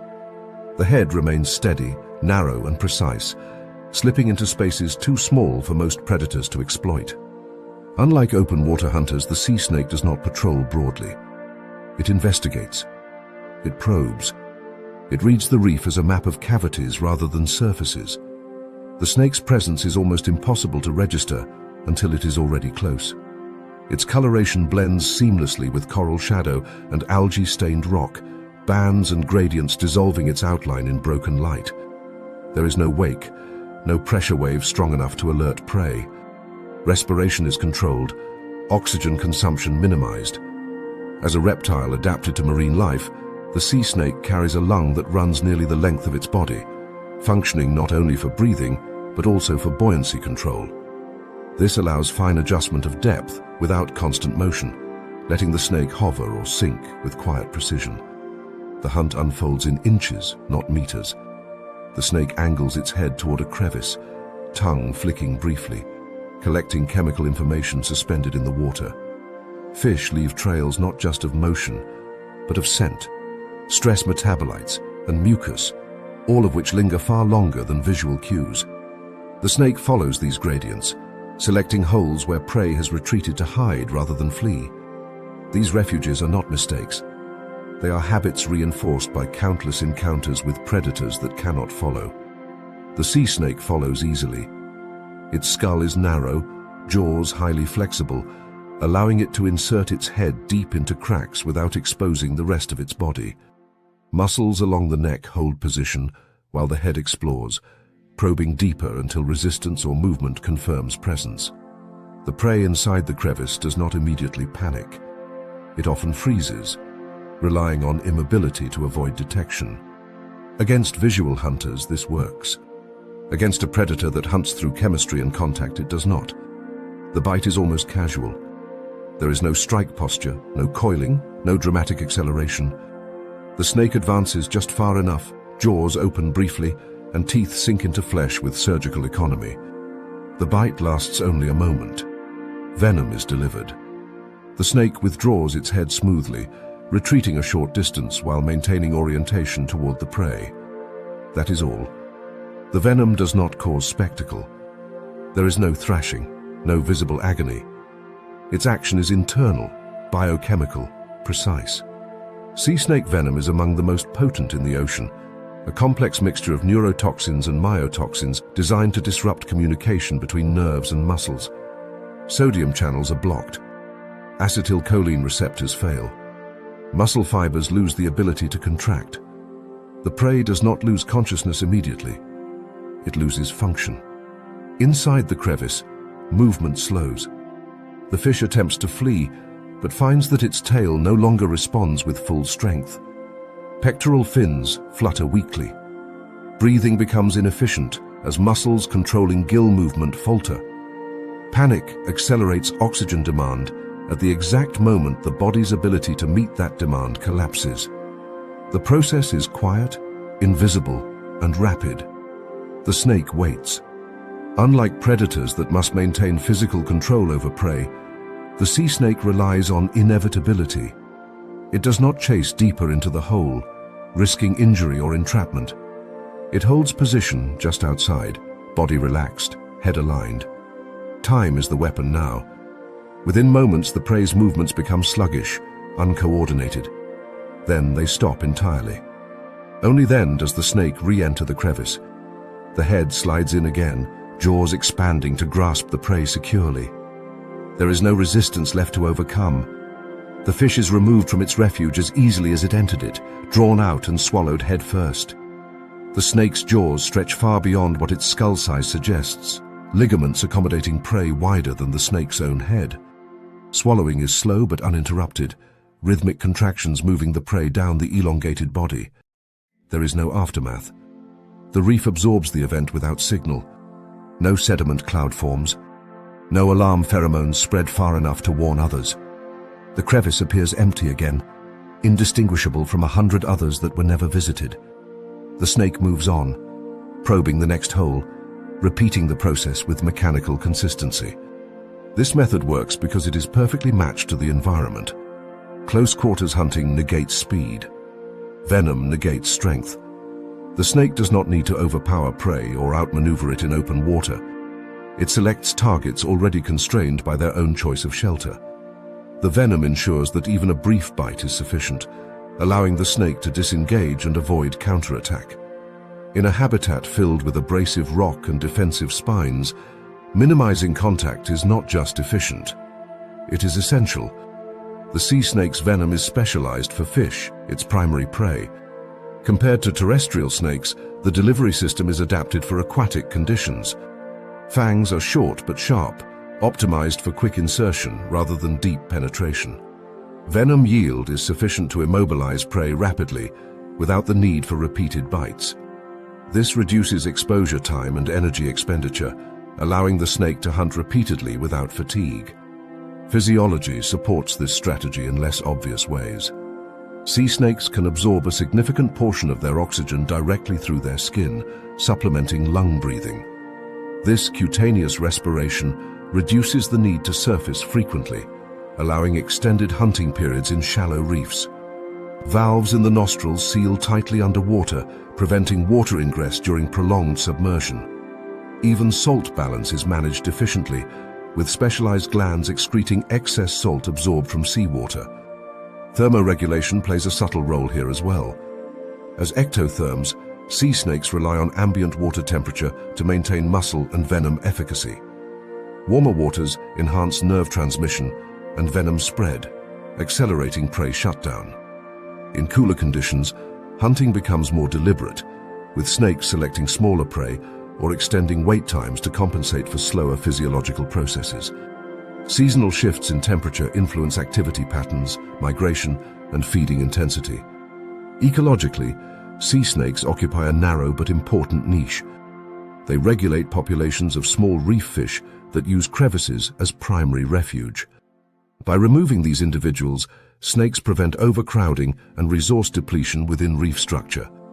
Their predation pressure encourages prey species to diversify hiding strategies, altering how space is used within the reef and promoting greater habitat complexity. There is also a remarkable absence of waste in this system.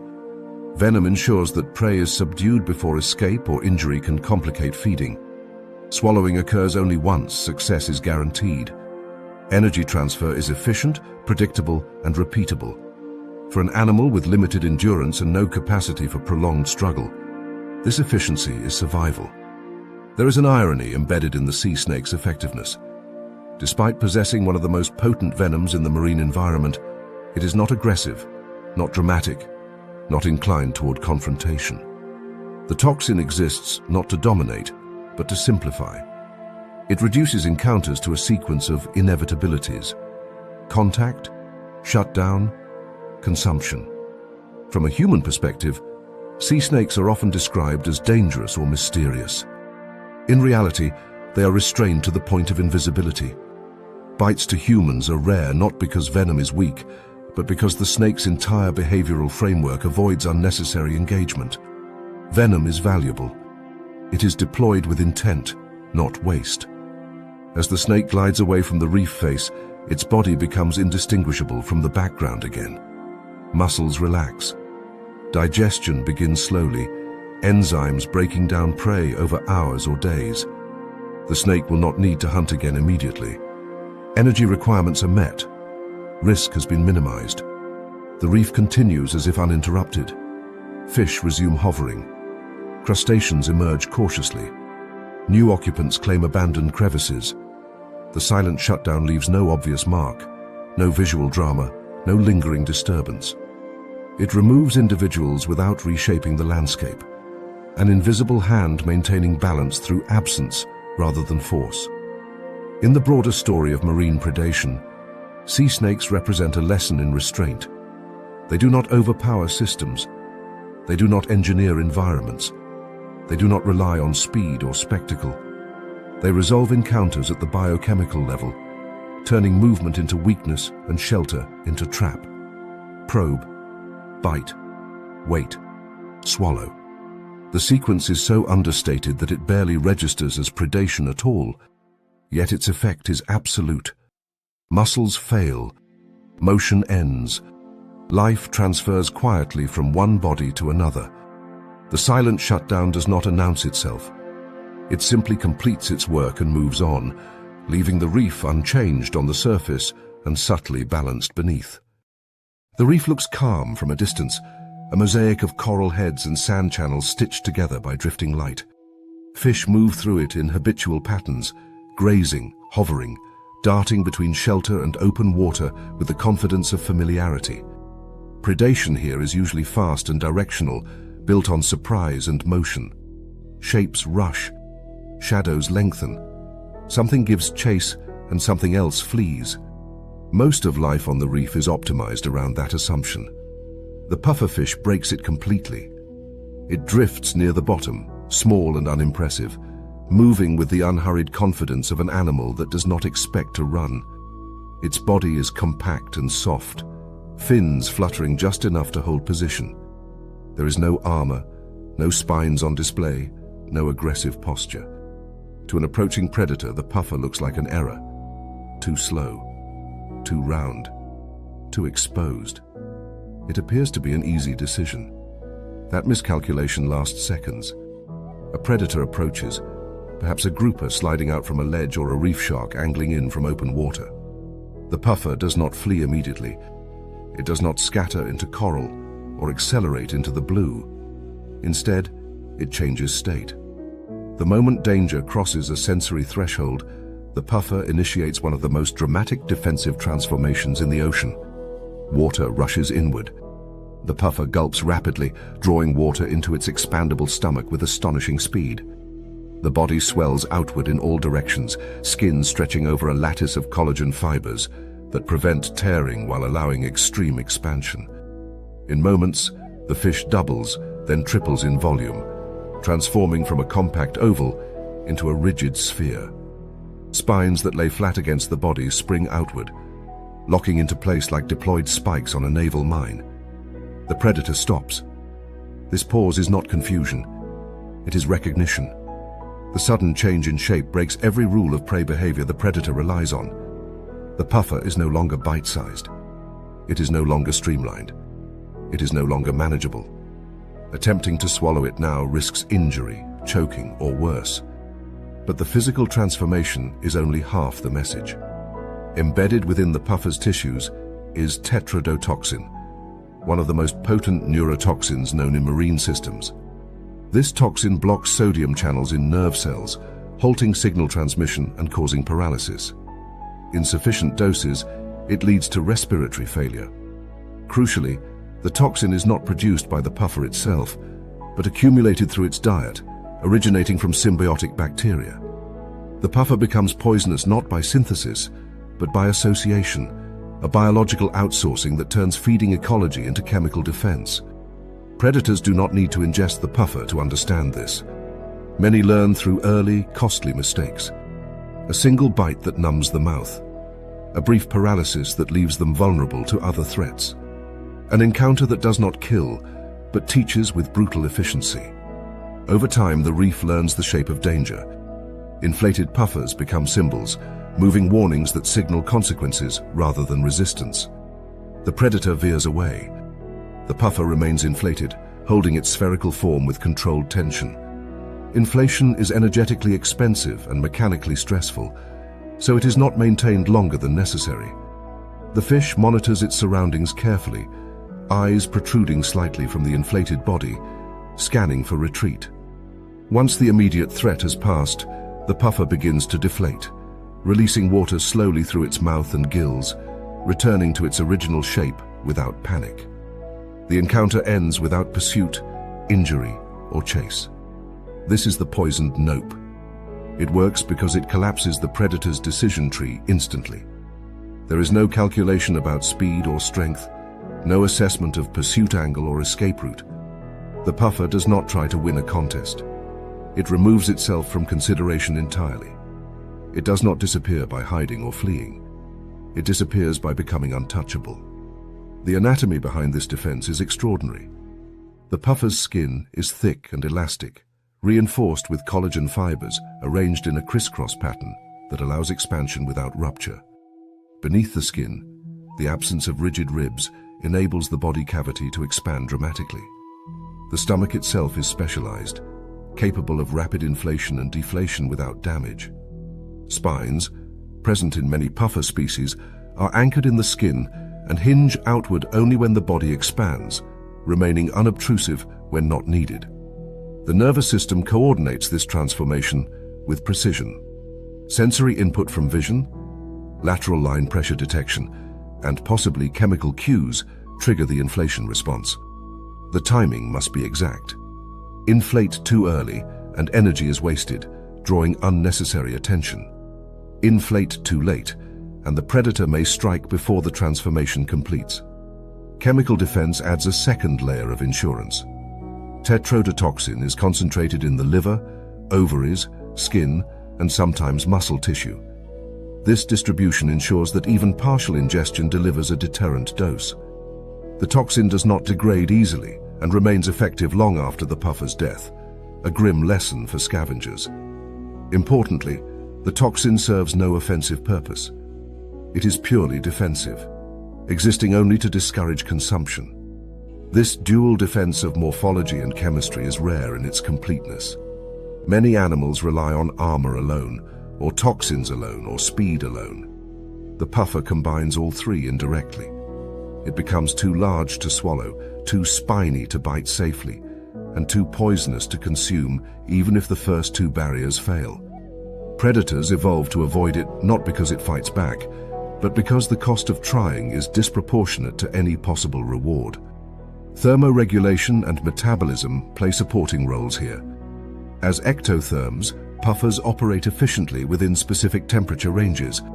Warmer water accelerates muscle response and inflation speed, enhancing defense effectiveness. In cooler conditions, puffers rely more heavily on early detection and avoidance, inflating sooner to compensate for slower physiological response. Seasonal and depth-related temperature variations influence how readily puffers deploy their defense. The toxin itself is tied to feeding ecology. Puffers acquire tetrodotoxin by consuming certain invertebrates and microorganisms that harbor toxin-producing bacteria. This creates a feedback loop between habitat, diet, and defense. Puffers in environments lacking these sources may be less toxic, while those in toxin-rich habitats become exceptionally dangerous. Predators learn local rules. A puffer in one reef may be lethal, in another merely unpleasant. But predators rarely gamble enough to find out. Ecologically, the poisoned nope shapes reef behavior in subtle but far-reaching ways. Puffers occupy niches where they can forage openly without constant vigilance. They graze on algae, invertebrates, and hard-shelled prey, using beak-like teeth to crush shells that many fish cannot access. By doing so, they influence invertebrate populations and algal growth patterns, contributing to reef balance. Their presence also modifies predator behavior, creating zones of hesitation where predators slow, assess, or reroute rather than commit. There is also a learning component that extends beyond individual predators. Young predators observe adults avoiding puffers. They associate shape and posture with negative outcomes without direct experience. This cultural transmission reinforces avoidance across generations, amplifying the puffer's defensive reach beyond its immediate encounters. The irony is that the puffer's defense is rarely tested to completion. Most predators disengage before contact. The toxin exists largely unused, its potency preserved through restraint rather than repetition. Unlike venom that must be injected repeatedly, or armor that must absorb damage, the puffer's defense improves through reputation. The more it is known, the less it must be used. From a human perspective, the puffer's strategy appears almost comical. Inflation seems exaggerated, even absurd. But in evolutionary terms, it is a masterclass in deterrence. The puffer does not escalate conflict. It terminates it at the threshold. There is a cost, of course.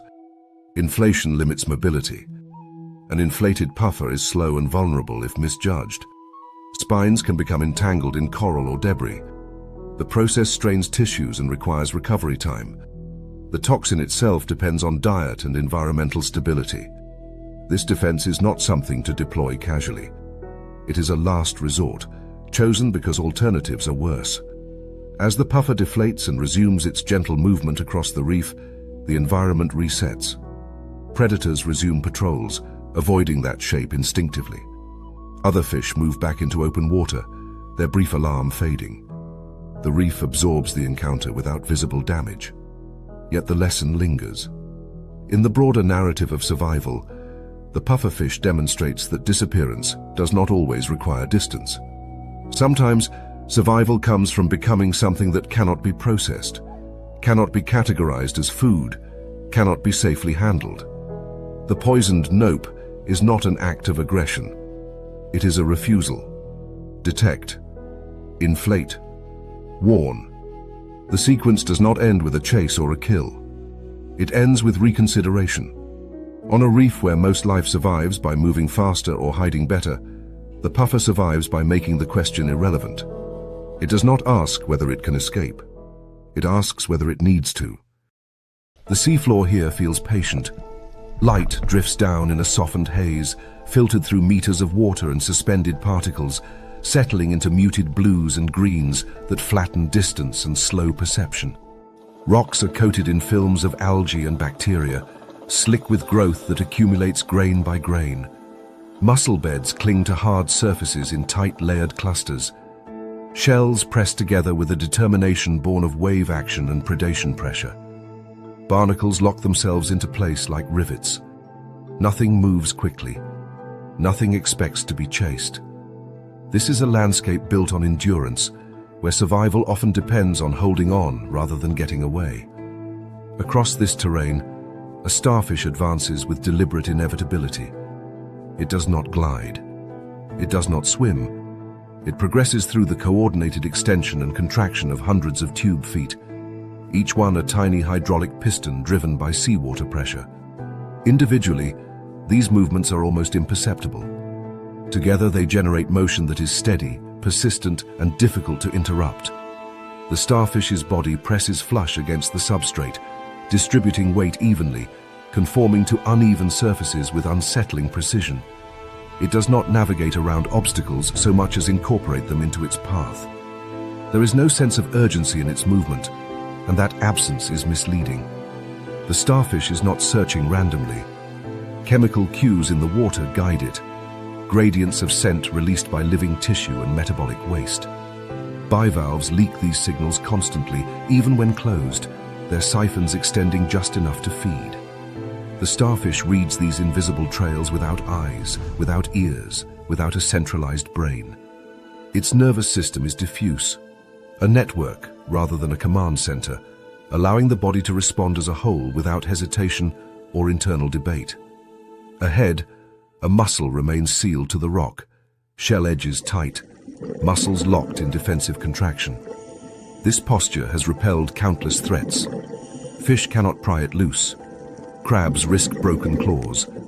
Even many specialized predators must abandon attempts after minutes of failure. The muscle's strategy is simple and effective. Close, clamp, wait. The starfish arrives and settles over it. Tube feet spread outward, finding purchase on both shell valves. Each foot adheres using suction and chemical adhesion, gripping the smooth calcium carbonate surface with surprising strength. The starfish does not yank or jerk. It applies force slowly, evenly, across dozens or hundreds of points of contact. This matters. Muscle adductor muscles are powerful, but they fatigue under constant tension. They are designed to resist sudden pulls and intermittent stress, not sustained, unrelenting pressure. Time becomes the weapon. Minutes pass, then longer. The starfish remains motionless to casual observation, but the forces involved are active and continuous. Tube feet contract and hold, relax and reattach, maintaining pressure while adjusting micropositions to exploit the slightest irregularities. The muscles begin to tire. Energy reserves deplete. Metabolic waste accumulates. The seal weakens not because it is broken, but because it is forced to work without pause. A gap forms. It is barely visible, a fraction of a millimeter, but it is enough. The starfish senses the change instantly. Tube feet reposition, increasing leverage at the point of failure. The shell opens a little more. The muscle attempts to close again, but the effort costs more energy than it can sustain. The opening widens incrementally, not through violence, but through exhaustion. Then the starfish does something no predator with jaws could attempt. From the center of its underside, the starfish everts its stomach, pushing it outward through its mouth and into the narrow opening between the shell valves. The stomach is soft, flexible, and remarkably resilient, capable of squeezing into spaces that would crush more rigid tissues. Once inside, it unfolds against the muscle's flesh, adhering gently but firmly. Digestion begins outside the starfish's body. Enzymes flood the stomach lining, breaking down the muscle's tissues where they sit, converting solid flesh into absorbable nutrients. The prey is alive for part of this process, but powerless, its defenses rendered irrelevant. There is no bite to resist, no escape to attempt. The muscle is dissolved in place, its body liquefying gradually under chemical assault. This is the slow dissolve. Over hours, sometimes longer, the starfish continues external digestion, adjusting position as needed, maintaining contact while nutrients are absorbed directly through the stomach wall. What remains of the muscle is emptied shell and traces of organic matter, all of it consumed without the starfish ever having to ingest the prey whole. Once feeding is complete, the stomach retracts back into the starfish's body, leaving behind an intact shell that appears abandoned rather than killed. The starfish moves on. This method works because it bypasses nearly every common defense used by sessile or slow-moving prey. Armor does not help when it can be pried open through fatigue. Size does not help when digestion occurs externally. Speed does not matter when the predator does not chase. The starfish does not need to overpower prey in a conventional sense. It simply waits longer than the prey can endure. Anatomically, this strategy is made possible by the starfish's unique body plan. The water vascular system that powers tube feet allows precise control over force application. By adjusting internal water pressure, the starfish can fine-tune grip strength and endurance across hundreds of contact points. No single muscle bears the load. Fatigue is distributed, allowing the animal to sustain effort for extraordinary lengths of time without exhaustion. The stomach itself is an evolutionary outlier. Most animals digest food internally, protected from the environment. The starfish reverses this relationship, exporting digestion to the prey rather than importing prey to digestion. This allows it to consume organisms larger than its mouth opening and bypass structural defenses entirely. It also minimizes risk, as the starfish never exposes vulnerable internal organs to open water beyond the stomach, which is designed to tolerate abrasion and contact. Physiology supports patience. As an ectotherm, The starfish's metabolic rate is low. It does not require frequent feeding to survive. Energy demands are modest, allowing long intervals between meals and extended feeding sessions without stress. In colder waters, metabolism slows further, but the principle remains the same. The starfish simply waits longer. Thermoregulation interacts with digestion in subtle ways. Enzyme activity depends on temperature, influencing how quickly prey is dissolved. In warmer conditions, digestion proceeds faster, shortening feeding time. In colder environments, the process can take much longer, but the starfish's strategy remains viable because neither predator nor prey can escape the interaction once it begins. Ecologically, the slow dissolve has outsized effects. Starfish are major regulators of bivalve populations, particularly mussels and clams that would otherwise dominate available surfaces. By preying on these strong competitors, starfish maintain species diversity within intertidal and subtidal communities. This role is so significant that the removal or collapse of starfish populations can trigger cascading effects, allowing mussel beds to overgrow and displace other organisms, reshaping entire ecosystems. The starfish's influence is not limited to prey removal. Its feeding leaves behind shells that become habitat for smaller creatures, from worms to crustaceans. These shells alter microtopography, affecting water flow and sediment deposition. Even in absence, the starfish continues to shape the environment. There is an irony in how little attention this predator draws. It lacks the drama of speed. It lacks the spectacle of venom or crushing jaws. Its kills do not erupt in motion or sound. And yet, its method is among the most absolute. Once engaged, there is no counterplay. The prey cannot flee. It cannot fight. It cannot wait out the predator, because waiting is the predator's strength. From a human perspective, the process can appear unsettling, even grotesque, precisely because it violates expectations of how predation should look. There is no clear moment of death, no single decisive action. Instead, life fades under chemical digestion, reduced gradually and inexorably. The starfish does not hurry this outcome because it does not need to. This strategy has limits, of course. Starfish are vulnerable to environmental change, disease, and temperature extremes. Their reliance on specific prey types ties their survival to ecosystem stability. When conditions shift too rapidly, patience becomes a liability. But under stable conditions, the slow dissolve is nearly unbeatable. As the starfish continues across the seafloor, its progress remains subtle. A few centimeters gained, a few hours invested. Another shell emptied. To the untrained eye, the scene looks unchanged. Mussel beds still cling to rock. Barnacles still crowd surfaces. The ocean appears static. But over time, the starfish edits the landscape. It removes the strongest competitors. It redistributes space. It shapes community structure not through aggression, but through endurance. The slow dissolve is not a failure of speed. It is a rejection of it. Grip, pry, digest, withdraw. The sequence unfolds without noise, without pursuit, without spectacle. It is predation reduced to chemistry and pressure, carried out by an animal that has learned that the most reliable way to win is to never rush. In a world obsessed with motion, the starfish survives by proving that stillness, applied correctly, can be lethal. The water here never truly rests. Even on calm days, currents slide along rocky shelves and kelp forests sway with a slow, muscular rhythm, bending and recovering as if the sea itself is breathing.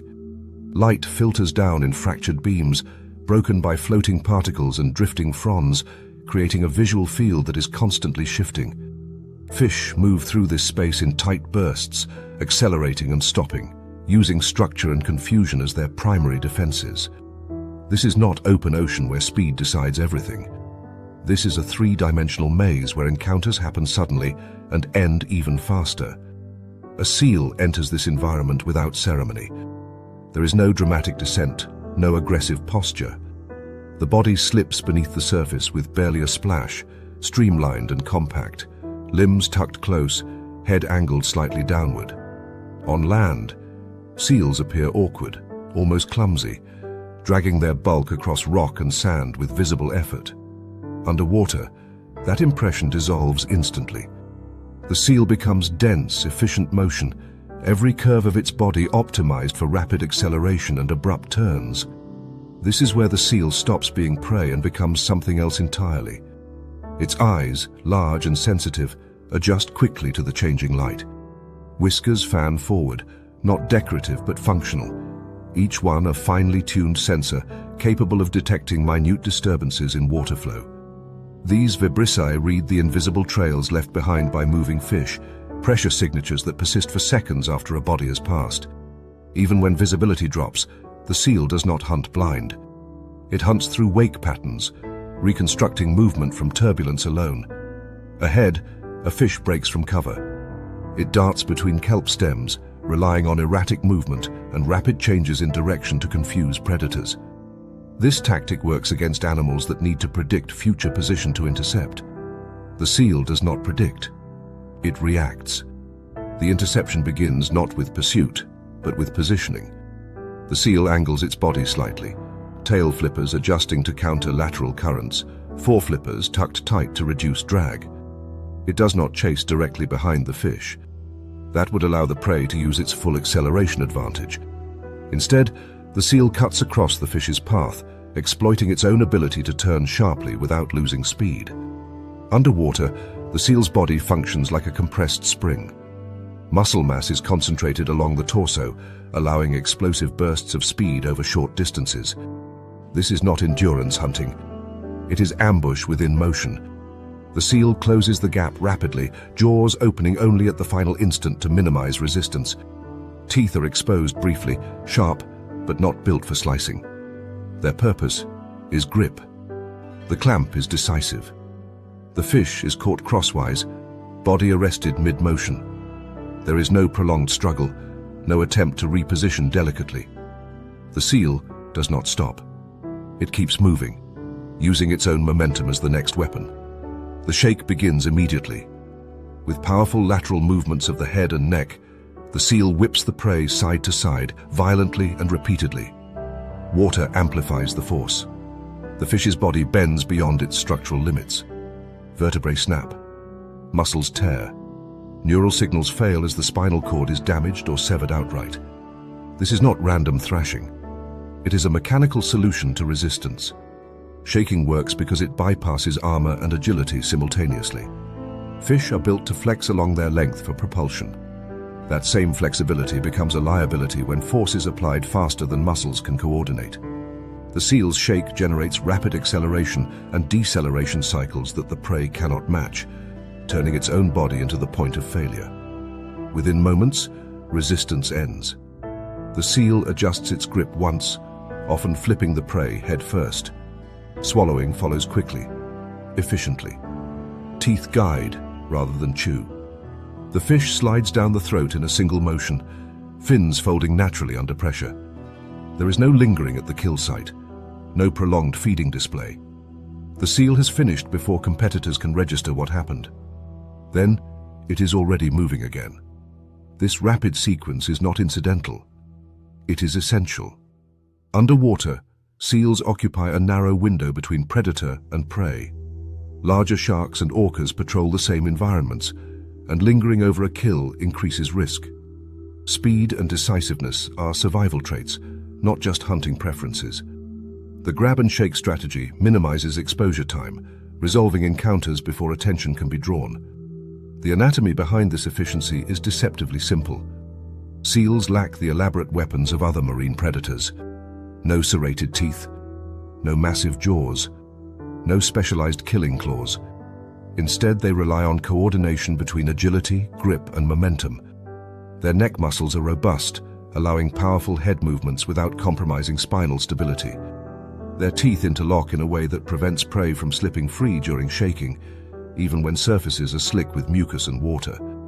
Physiology supports this burst-based hunting style. As marine mammals, seals regulate body temperature internally, maintaining muscle performance in cold water, where ectothermic predators slow down.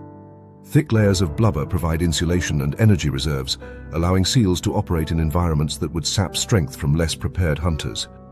Oxygen storage in blood and muscle tissue supports repeated dives, enabling seals to hunt actively without frequent surfacing. Sensory integration is critical here. Vision provides immediate targeting. Whiskers extend perception into turbulence and darkness. Hearing detects subtle sounds of movement and distress. All of this information feeds into split-second decisions that determine whether interception succeeds or fails.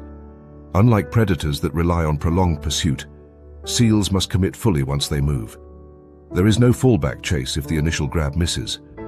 Ecologically, seals occupy a role that emphasizes control rather than dominance. They target a wide range of fish species, often focusing on individuals that stray from cover or exhibit compromised movement. This selective pressure favors agility and vigilance in prey populations, reinforcing behaviors that maintain balance within kelp forests and coastal ecosystems. The shaking behavior itself has broader implications. By breaking prey quickly, seals reduce waste and limit scavenger access. Energy transfer becomes efficient, concentrated, and predictable. This efficiency allows seal populations to persist in environments where food availability fluctuates seasonally, such as polar and temperate regions where productivity rises and falls dramatically. There is also variation within the strategy. Different seal species adjust shaking intensity and duration based on prey size and resistance. Smaller fish may require only a brief snap and reposition. Larger or tougher prey elicit longer, more forceful shaking. Young seals learn this through experience, refining technique over time, improving success rates while minimizing energy expenditure. Thermoregulation plays a subtle but decisive role here as well. Cold water increases density and resistance, slightly altering the physics of movement. Seals compensate with greater muscle output and tighter body control. In warmer waters, shaking becomes even more effective as prey fatigue faster and structural failure occurs with less force. These environmental variables shape hunting efficiency on a fine scale, influencing where and when seals choose to feed. There is an understated irony in this predator's method. On land, shaking is often associated with clumsiness or frustration. Underwater, it is precision. It is the fastest way to end resistance without complex handling or exposure. The seal does not overpower prey through size. It overwhelms through motion. As the seal glides away, the environment absorbs the event almost immediately. Kelp sways back into place. Suspended particles resettle. Fish redistribute, tightening schools, hugging cover more closely. There is no blood cloud, no prolonged disturbance. The kill has been integrated into the ecosystem as quietly as it occurred. From above the surface, nothing appears changed. Waves roll on. Wind patterns shift. The sea gives no indication that a life was just erased beneath it. In the broader narrative of marine predation, seals represent a middle path between brute force and elaborate strategy. They do not engineer the environment like dolphins. They do not dismantle defenses like Mantis shrimp. They do not erase space like groupers or monkfish. Instead, they exploit immediacy. They finish encounters so quickly that escalation never happens. The grab and shake is not dramatic in the way ambushes or explosions of speed are dramatic. It is efficient, compact, and brutally effective. It reflects an evolutionary solution shaped by cold water, limited oxygen, and constant risk from larger predators. Under these conditions, hesitation is fatal. Completion is everything. The seal understands this instinctively. Intercept, clamp, shake, swallow. The sequence leaves no room for error and no opportunity for escape. And once it is done, the water closes again, indifferent and unchanged, ready for the next brief interruption that will never announce itself in advance. The sandy flat looks unfinished, a pale expanse where the reef dissolves into open substrate and structure gives way to suggestion. Ripples sculpt the bottom into shallow waves that repeat and fade, overwritten constantly by current and tide. Shell fragments lie half-buried, their edges softened by abrasion, while small invertebrates leave delicate trails that last only until the next shift of water. To most animals, this is exposed territory. There is nowhere to hide, nowhere to brace, nowhere to anchor a defense. Yet this openness is deceptive. The sand itself is not empty. It is an interface, and some predators are built to become it.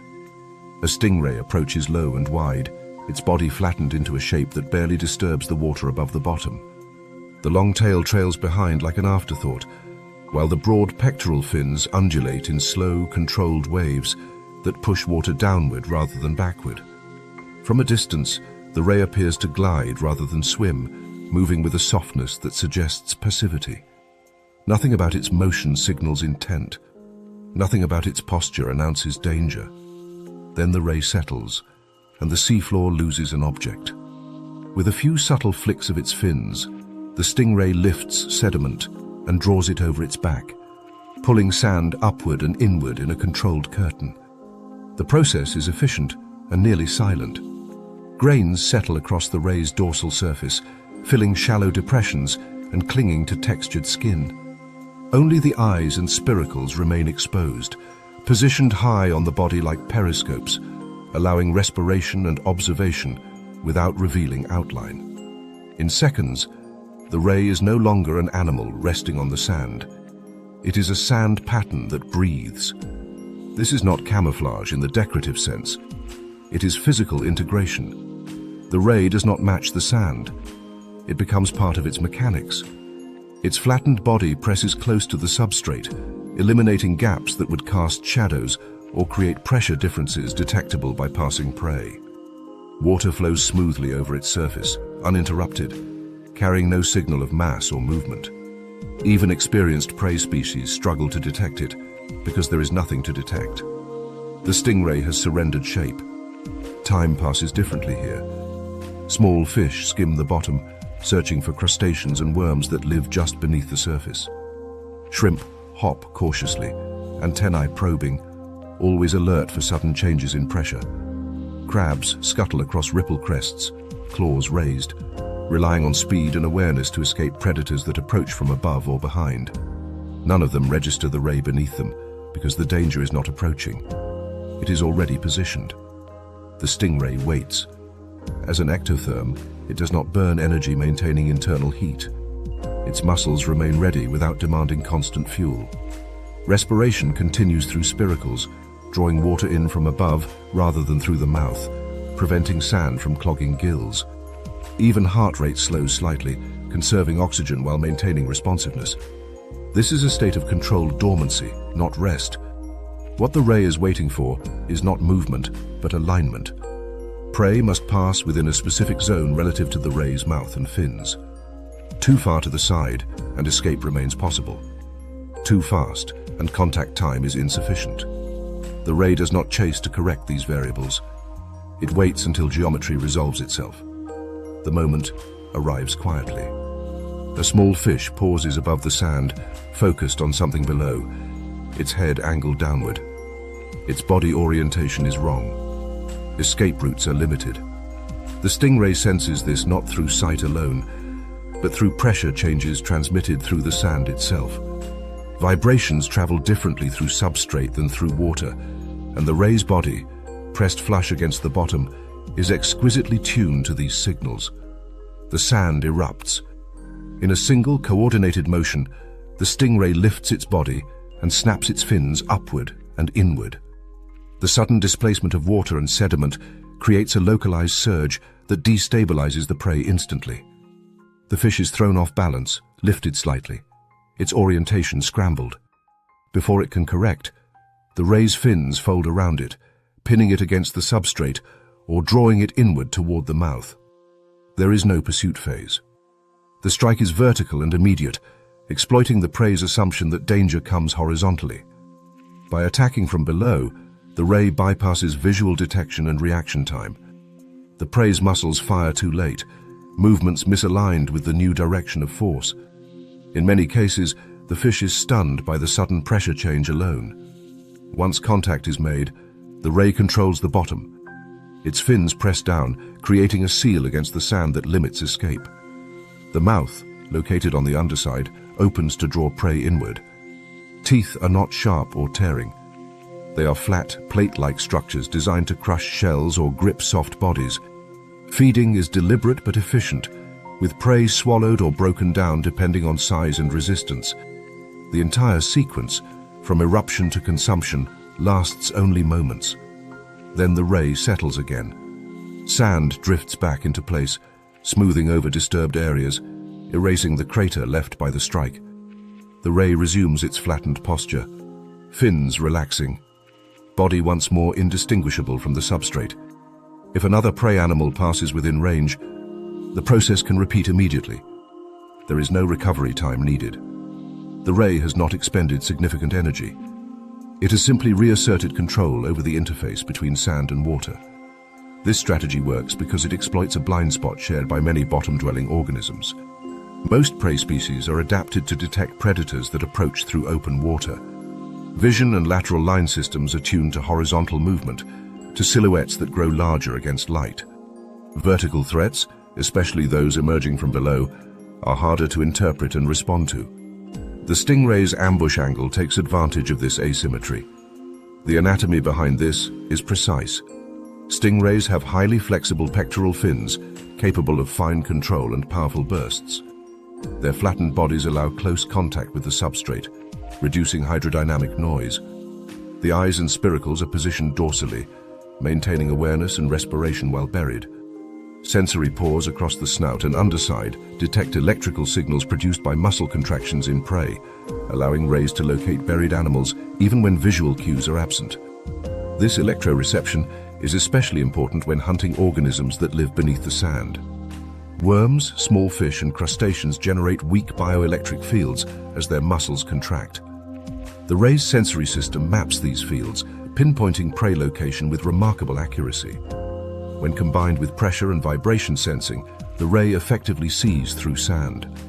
Thermoregulation plays a subtle role as well. Sand can retain heat, creating microclimates that are slightly warmer or cooler than surrounding water. By burying, rays can stabilize body temperature, optimizing muscle performance for sudden strikes. In colder waters, this thermal buffering becomes especially important, maintaining responsiveness without constant movement. Ecologically, stingrays exert a quiet but persistent influence on sandy habitats.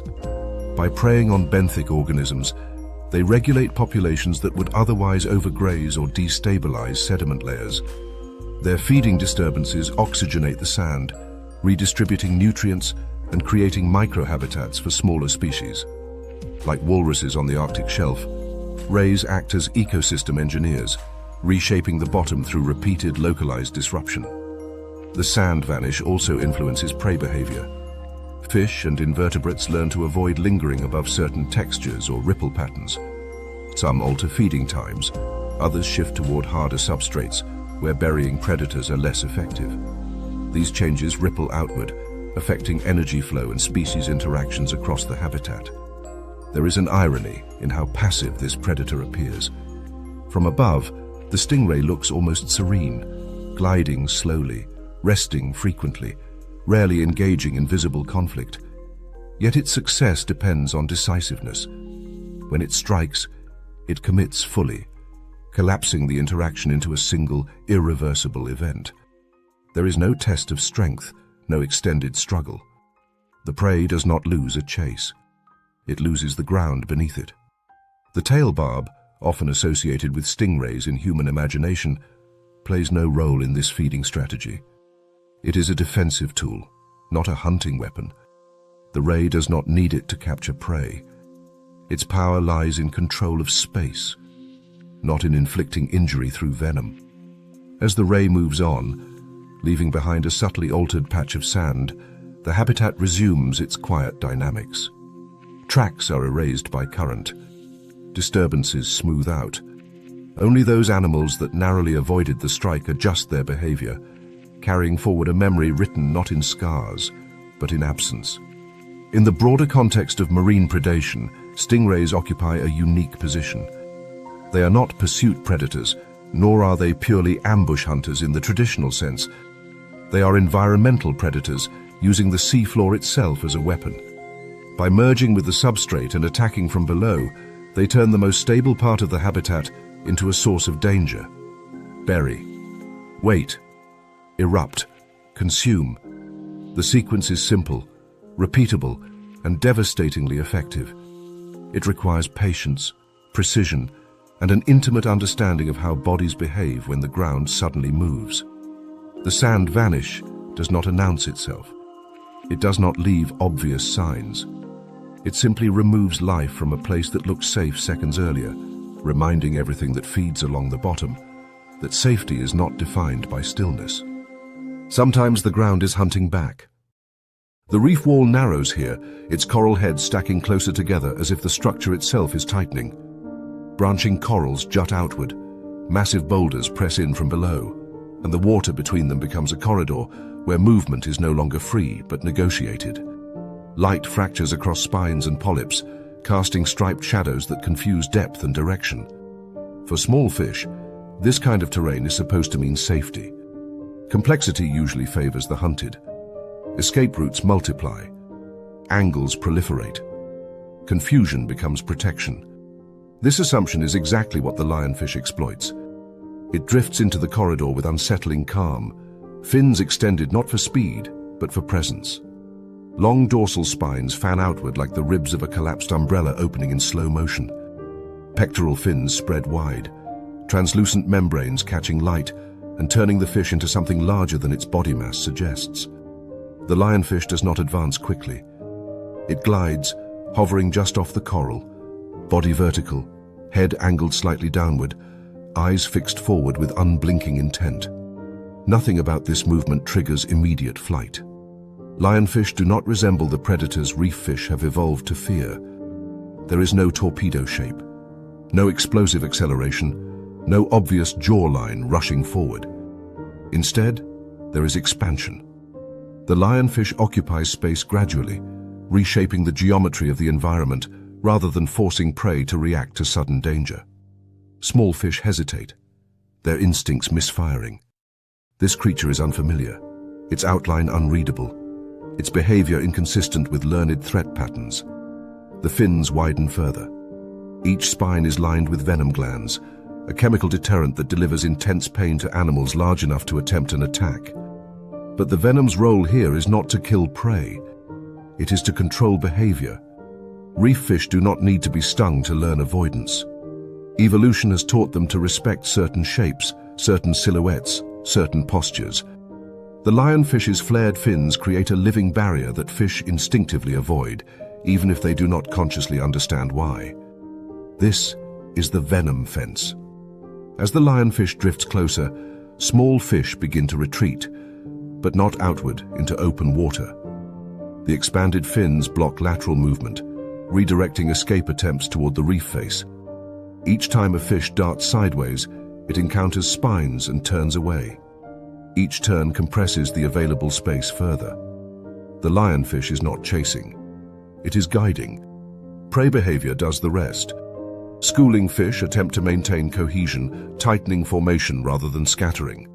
Solitary fish hug the coral, believing structure will protect them from pursuit.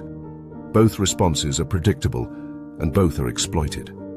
The lionfish continues its slow advance, fins still flared, body rotating minutely to keep the barrier aligned with escape vectors. The prey's world shrinks without the sensation of being chased. Against the coral, options collapse. Water flow becomes chaotic near the reef surface, interfering with lateral line sensing. Shadows distort perception. The fish's own movements kick up micro-turbulence that further confuses orientation. The lionfish remains steady, its fins absorbing minor currents, its posture unchanged. This contrast between prey panic and predator composure accelerates decision failure. Fish begin to freeze, their instinctive response when overwhelmed by conflicting signals. This is the critical moment. The lionfish does not strike from distance. It closes the final gap smoothly, mouth still closed, fins still extended. Then, in a sudden and precise motion, the jaws open wide and the buccal cavity expands. Water collapses inward. The prey is inhaled headfirst, pulled free of the coral before it can register motion. There is no snap, no bite, no visible struggle. One moment the fish is pressed against stone. The next, it is gone. The lionfish resets immediately. Fins fold partially inward. The body reorients. If other prey remain trapped, the fins expand again, and the process repeats. Herd, trap, inhale, reset. Each cycle takes only seconds, but the setup may take minutes. Energy expenditure is minimal compared to pursuit hunting. Risk is negligible. The venom fence ensures that few predators interfere, and the slow pace avoids drawing attention. This strategy works because it attacks behavior, not bodies. Lionfish do not need to outswim prey. They do not need to overpower them. They exploit the rules prey live by, particularly the tendency to seek structure and avoid unfamiliar threats. The fins act as visual and chemical deterrents, reshaping the prey's decision-making landscape. Once choices are constrained, suction feeding resolves the encounter instantly. Anatomy makes this possible. Lionfish mouths are large relative to body size, capable of rapid expansion. Jawbones are loosely connected, allowing extreme gape without structural compromise. The buccal cavity can generate sufficient suction to pull prey directly off the reef surface, overcoming the fish's attempts to brace or wedge itself into crevices. Teeth are small and needle-like, designed not for tearing, but for preventing escape during the brief moment of intake. The fins themselves are multifunctional tools. While the dorsal spines deliver venom, the pectoral fins are broad, flexible, and highly maneuverable. Muscles controlling these fins allow subtle adjustments in angle and spread, enabling the lionfish to fine-tune its barrier in real time. This dynamic herding is not static. It adapts to prey movement, reef contours, and current direction. Physiology reinforces the strategy. As ectotherms, lionfish can afford long periods of slow movement and waiting. Their metabolism supports feast and pause feeding, allowing them to consume large numbers of prey in short bursts and then digest over extended periods. Venom production is energetically costly, but because it is used defensively rather than offensively, it is conserved rather than expended during feeding. There is also a sensory advantage at play. Lionfish possess keen vision, optimized for low-light conditions common at dawn and dusk, when many reef fish are active. They hunt effectively during these transitional periods, when prey visibility is compromised and reaction times are slower. This temporal overlap further increases success rates without requiring additional effort. Ecologically, the corner and suck strategy has profound consequences. In regions where lionfish are native, prey species have evolved alongside them, developing avoidance behaviors, recognition patterns, and population checks that limit impact. In regions where lionfish are invasive, these safeguards do not exist. Prey fish fail to recognize lionfish as predators. They do not avoid the venom fence. They do not flee early. The result is overconsumption. Lionfish can reduce juvenile fish populations dramatically, targeting individuals that would otherwise replenish reef communities. This selective pressure alters species composition, reduces herbivory, and allows algae to overgrow coral. The impact cascades outward, affecting everything from invertebrate populations to reef resilience against environmental stress. The lionfish does not need to dominate physically to dominate ecologically. Its feeding strategy scales effortlessly. More prey means more herding opportunities. More structure means more corners to exploit. The reef itself becomes an accomplice, providing the walls against which prey is pinned. There is an irony in how elegant this predator appears. With its flowing fins and slow movements, the lionfish looks ornamental, almost decorative. Its danger is understated, concealed within beauty and patience. The venom fence is not a weapon of aggression. It is a tool of persuasion, convincing prey to choose the wrong direction until no right direction remains. After feeding, the lionfish withdraws slightly from the reef face, fins relaxing, posture neutral. Digestion begins. The corridor opens again. Fish that escaped redistribute, their behavior altered subtly, hugging different routes, avoiding certain silhouettes without understanding why. But the damage is already done. The corner and suck does not announce itself with violence. It edits the reef quietly, one missing fish at a time. There is no debris field, no prolonged chase, no visible sign of struggle. Just absence accumulating where abundance once hovered. In the broader spectrum of marine predation, lionfish represent a strategy built on denial, rather than destruction. They deny space. They deny options. They deny the prey's ability to behave as it always has.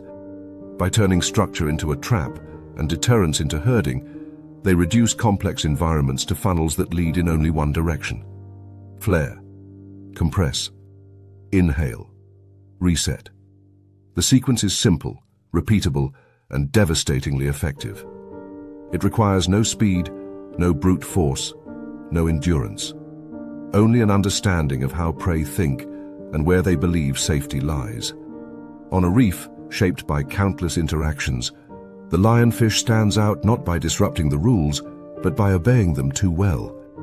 It allows prey to do exactly what evolution trained them to do, then removes the last remaining option when they comply. The corner and suck leaves no scars on coral and no noise in the water. It leaves gaps in populations, shifts in behavior, and a reef subtly reorganized around a predator that does not need to chase to dominate. Sometimes the most dangerous fence is the one you never realize you are respecting.